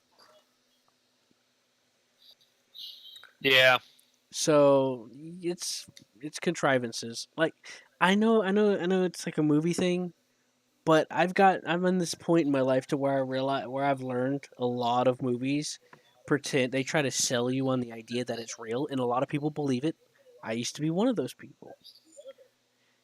And I hate lies and deceit. And hmm they really want you to believe that it happened like that and all this other stuff because the marketing surrounds it. And I've been learning that a lot of movies are just made up BS. hmm Um, I think I think Band of Brothers did a better job of it, and what they well, mostly ran into were like, okay, so when it there's I need to clarify something. When it comes to being historically accurate and authentic, it's okay to be authentic. You don't need to like narrow down every little detail to be 100% accurate as long as it's authentic. Like yeah, you can try to act like you're this group of paratroopers in this setting and it be believable. That's authentic. That's fine. I heard that yeah. Band of Brothers was based off of some memoirs, but I don't remember how much. A good chunk of it, if I recall correctly, was based off of Easy Company of the 101st Airborne, Hmm. and their grouped together memoirs and interviews of their experience jumping into Normandy and then their battle in Bastogne and then the end of the war. Did you hear about their Uh, commander during like the worst time? Like they were caught in this like narrow slant of land, and they were completely pinned down, and like their goose was cooked. But this guy, I don't remember who he was called. I don't think it was Baker. It was some dude. He was commander something. He stood up and encouraged them to go, and they won. But he wound up dying as a result. And I don't remember which one that was, but I remember there hearing a was a story scene in a in there. documentary about it. There was a scene in Band of Brothers after their landing in Normandy that I thought was pretty authentic, and they didn't run into Yag Panthers or Yag Tigers or Tigers or anything like that. It wasn't anything that stupid, but it was later Panzer IV and a my arch nemesis of the German tree, which is the one of the tank destroyers. Uh, Stug. yeah, they ran into like they got blitzed by uh, like a Stuk 3 or something like that. No, I think it was yeah, Stuk 3G or something like that. Which I know the Germans tend to actually by that point in 44 were using them quite heavily uh, because of the tank destroyers. They're actually the most well armored of that time period. To some degree. to some degree, but they were harder to kill. But there was an amusing bazooka scene where two paratroopers were waiting for this Stug to actually crest a hill, and they were going to put a bazooka round into the belly of the tank before it had finished passing over the hill. Mm-hmm. And I thought you'd find that kind of interesting. I can see if I can't find that scene. Well, that is one of the best spots to hit a tank is underneath it. Yeah. So that's perfectly logical. I actually that does sound pretty authentic to me. At least the idea of doing that. Actually, what I thought was interesting was they showed the effect of what happens when you have a 75mm shell whiz right past you at high speed. Mm-hmm. Yeah. Which was like they had trees behind them, and the trees disintegrated when the shell passed them, basically, Oh which I damn. thought was it was an impressive cinematography thing that kind of got the point across Mm-hmm. of like, yeah, we're going to die now unless we put a bazooka round into the belly of this thing. There you go. I don't think it's a long scene. It's like a minute 30 or something like that. Oh, I'll have to look at it later. I didn't close Discord. Ah, Well, it's a yeah. good scene. I think you'd like it. Actually, I'll try to look at it now.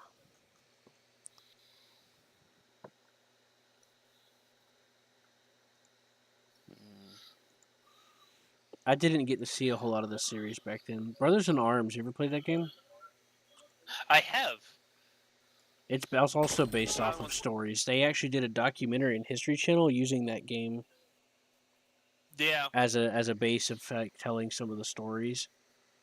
And they also did it with Rome Total War, the pinnacle of the Total War series. They did a series of Nice. ancient battles using that game too. Which is a great engine to do them in because you can actually get scale with it. Scale with what's that again? For Rome Total War, you could actually show what the entire army looked like Mm-hmm. in size or at least in scale. You want me to find it for you real quick? Sure. It's actually interesting. I watched through it recently because I never got to see it back then. Hmm. But it's actually pretty interesting.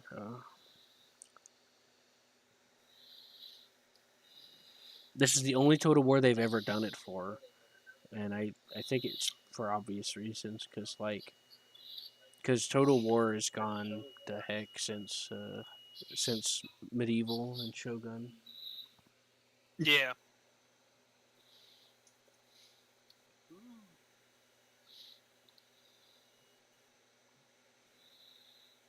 Oh wow, you found the playlist. That's awesome. Mm-hmm. Yeah, I saved it back. Oh yeah, I'm taking that.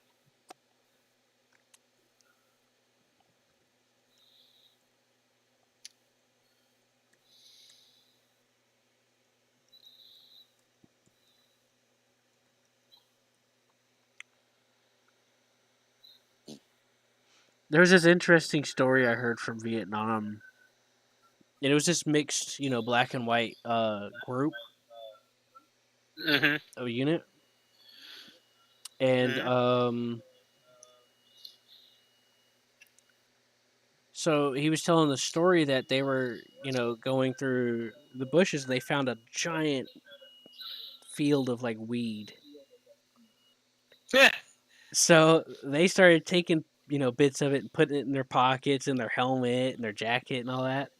And their commanding Oh officer wow. didn't know what it was. Didn't understand what it was, obviously, because they said, "Oh, see, now you guys are getting it. What I've been trying to teach you guys. See, now you're finally listening to me." And cueing camouflage. Oh god. Mhm. Yeah, the documentary was about that particular group, and that was one of the stories that they told because they were like the stories being told was by the guys that were there for the most part, and they told that story, and I thought that was hilarious. he was impressed. He's like, "Oh, you're finally listening to me using camouflage. You getting it?" It's like, "Yeah, sure." Oh man, that reminds me. There's a. I need to find the photo, but it's an interesting photo of one of the few times a Medal of Honor recipient was actually recorded in the act. And it was the photo is from the co-pilot seat of a U.S. cargo plane about to land on the runway. And you see these like 9 little dots scurrying across the runway. And the reason was that runway is a enemy controlled runway that they're landing on to pick up a SOG team. Mm-hmm. And it's this Oh, sorry, I giant, didn't mean to send that. like, and it's this giant C-130 that he's flying in, and it's going to land what looks like a not 1,000 miles past that, and you see these 8 little dots just kind of scurrying toward the middle of the runway, trying to get to the other side before this airplane has too big runway lanes. That's the big story from Vietnam. Was one of the few recorded Medal of Honor recipients in the end, because he basically told his superiors to F off, and he was going to go get this SOG team because nobody else would. Mm. Oh, cool. I watched that Did clip. you watch that? Yeah, that looks pretty authentic. I mean, of course, it's not obviously a stew because they, a lot of German tanks they're broken down, scrapped. So what they did is they took other tanks and mocked them up to look like it. But Often it T-34s. that does look authentic because if you look when he fires the first time, it bounces and it hits the slope. Yep. So that did look pretty authentic. It looked like it bounced And off then the once slope of the thing. So that Mhm. looked really. I like that. That looked good. That was Did you like the trees. Yeah, that was pretty the neat. trees? And that dude was like, "What the fuck?" That dude had his look on his face like, "What the hell?" And he had some like blood on his head, maybe from shrapnel from the tree or something, or maybe Yeah, the you're maybe gonna the get me. shell went past his head. Yeah, he's like, you're gonna get me killed, Sarge. And then they waited for it to crest the slope, and lo and behold, they punched a 60 millimeter rocket into the bottom of a Stug, which I Right. thought was funny. Like, I thought it was funny that most reports that GIs had when they ran into tanks, it was always a Tiger, it was always a Panther. But in reality, it was probably like Panzer IVs and Stugs. Well, you see, there's some myths going around that some people are trying to like downplay a lot of some of the realities, but I mean, there wasn't like a billion tigers, but there were a lot. Even in Normandy, I mean, even in the Western Front, there's still a lot. So it wasn't like that they never seen them, but they did see them. They did, but nine, like 7 times out of 10, it was probably a Panzer IV. Well, even the Panzer Instead IVs of would give them trouble because like the Sherman could bounce off the front, so sometimes they'd have to Mhm. get crafty. Like I heard this one story where this guy took advantage of the cat-like nature of tanks, and he threw a smoke shell, and he told the guy, he said, "All right, now you point." You told the gunner to point his turret around the side of that cloud and look for a turret coming to poke its head around. Just look around the cloud, and it did. And he Sure. shot it in the side. Yeah, the cat-like nature of tanks. That's a great way of describing it. Yeah, that's how my friend Seth and I put it. And it's true though. You hear something, they want to go check it out. Curious. Yeah, you got armor. What do you have to fear? That 75 millimeter shell going through the side of your turret. I also heard stories that like what Sherman's like they would fire at a Panzer IV and it would turn its turret to him, and then the other one would do it to him. So they would take advantage of that. So they would sometimes, not all of them, but like some of them, they'd hit one, and then they would try to use that when he turns to get his side. And Yeah, like these times they were shooting, they were bouncing. By the way, but you'd probably rattle the crew with successive hits of 75mm shells into their turret. I guess so. But There's just one battle with that was like 10 a bunch of Tigers and Panthers that got ambushed by some M18s and Shermans.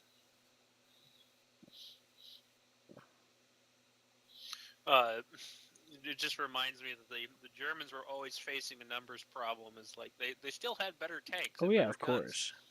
but for every Sherman they blew up or burned, 10 more would take its place, and eventually you run out of shells to throw at them. We were been trying.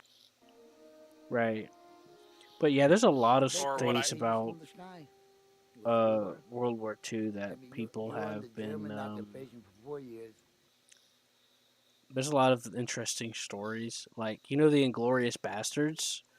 There's actually Yeah. some people that were like that, and it's actually more fantastical than the actual movie. I think, like, isn't it the Quentin Tarantino film? It's called Inglorious Bastards, right? Yeah. Yeah, I watched a But there's documentary there's on an that. actual there was an actual group like that. Yeah, but the real life was actually crazier than what actually happened in the movie. Apparently, from what I've Oh seen my in the oh my documentary, like these guys oh my literally, god. uh, skied down a mountain and shit just to get to where they were going, and they did Yeah. invent this false identity. And I think they got found out at one of them. I don't remember. I have to go back. I watched this back whenever, like 4 years ago. I have to go back and look at it again. I didn't mean to send that either. I'm sorry. It's okay. The one about the beach episode, I was playing Hell Let Loose with my friend John, and we were on Normandy, Omaha Beach, and in the Mhm. game you get to come in on the Higgins boat or whatever, and it's a multiplayer game. Yeah. And I saved that back for a friend because I told him I'd send it to him later if I found it, and I found it, and I sent it to you. You're welcome to look if you want. But Oh, of my course. friend John was on the beach, and I got him to keep all the gunners busy while everyone else flanked up to the mountain.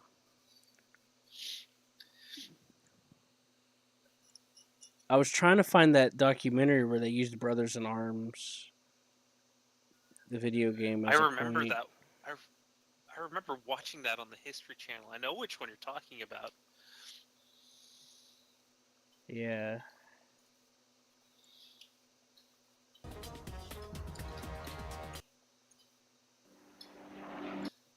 I was trying to find.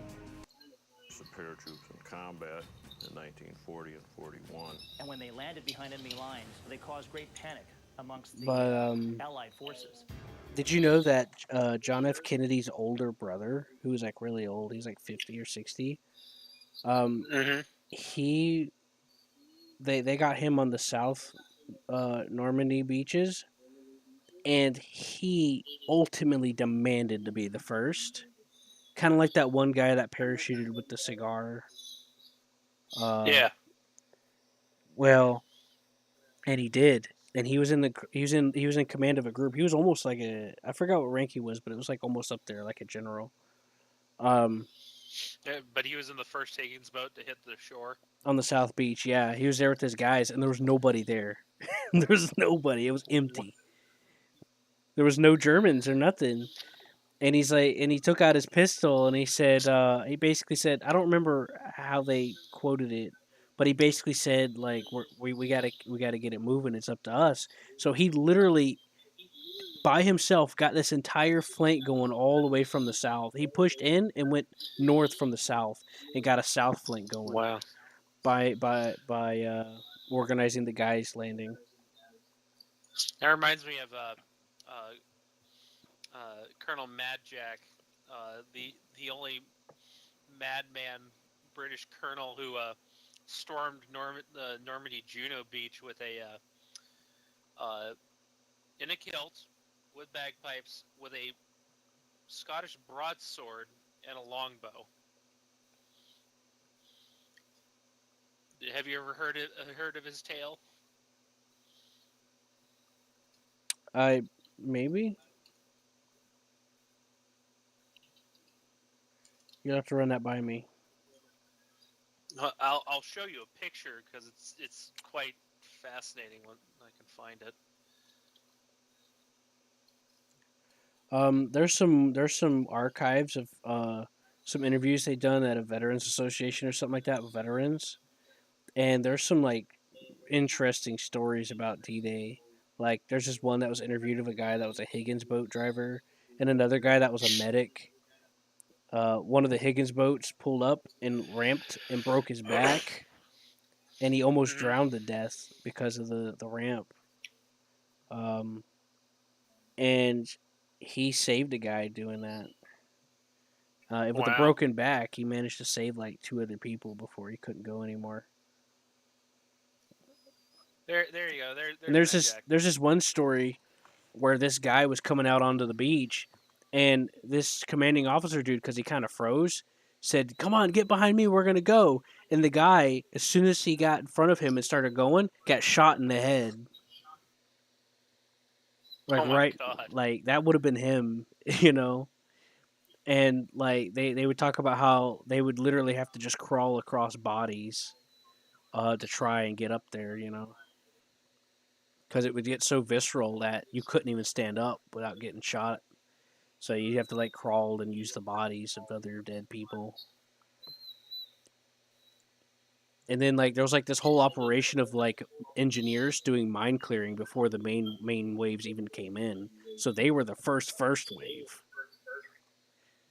you know, and that was insane too. Just imagine, they're not even doing the assault yet. You're up there trying to clear out the mines.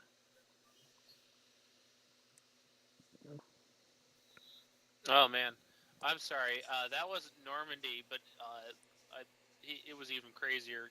Like he was doing that sword thing, but earlier, like in during the Operation Torch invasion of Italy. Oh, I heard of Uh, that. He had the top hat, right? yeah, You know what's yeah. funny about Montgomery's landings? Mhm. And there's a lot of footage of this, of them doing this, but they had little to no resistance in the north.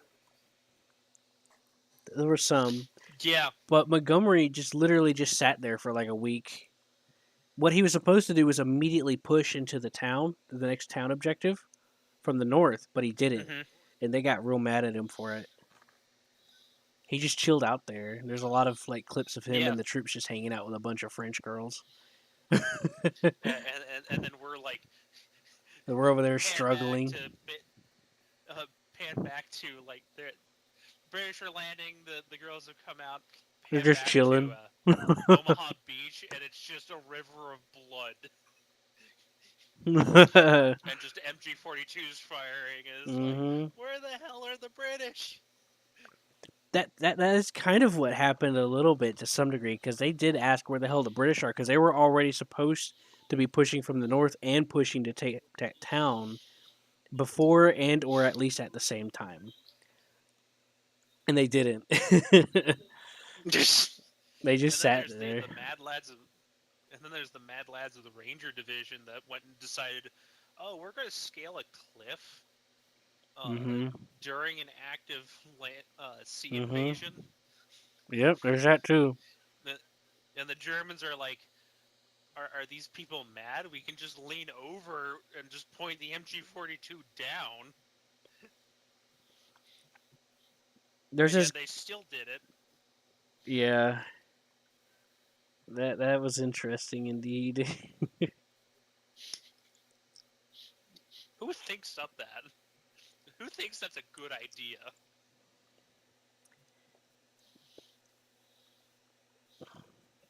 I don't know. I don't know either. Which I'm trying to remember. I think one other thing about Mad Jack was he was the last one to confirm I know I'm giving you a some kill stuff with to a look Magma. through, but you can look through it whenever you get the chance. But it's hard to find these that's part of why I wanted to let you know about this because like I stumbled across these by chance because it's so easy to find like a bunch of different ones, but when you find these really unique ones, it's hard to find some of these. Oh, cool. Yeah, I'll hold on to them and look through them later. Yeah, because I spent a long time trying to find some of these after I've already seen them, and it took me forever.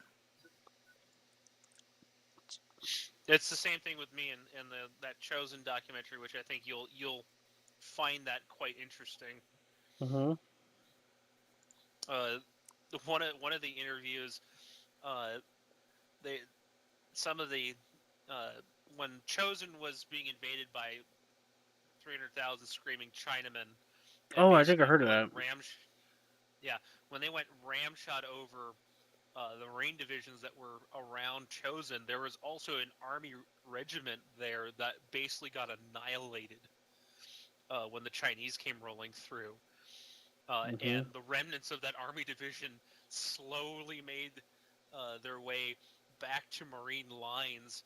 And the only reason they were able to do that is that all of them were wounded. Many of them gravely, with sucking chest wounds and holes through them and body parts missing. You want to know why they actually survived to make it to Marine lines? It was like negative 30 outside, and their wounds froze within a matter of minutes and clogged uh, the Mm-hmm. bullet holes, and so they were able to basically pick themselves up and walk back to uh, enemy lines. Like there's one guy who got sprayed with a PPSH in the chest multiple times, and he managed to walk back to friendly Marine lines, and they thought he was dead. Like they had no clue how he could have lived with that many bullet holes through his chest.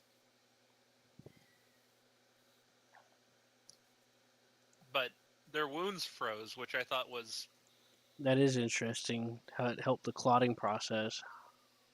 yeah, it's how a lot of those guys walked back through enemy lines. And there's one guy who I won't forget him, but there was an army convoy that was trying to move, and they'd been riddled with bullet holes by the Chinese, and they basically poured all their gas out onto the road, and they couldn't move Mm-hmm. anymore. All of them were wounded. So the word came down the line that they were anybody who could leave and start walking.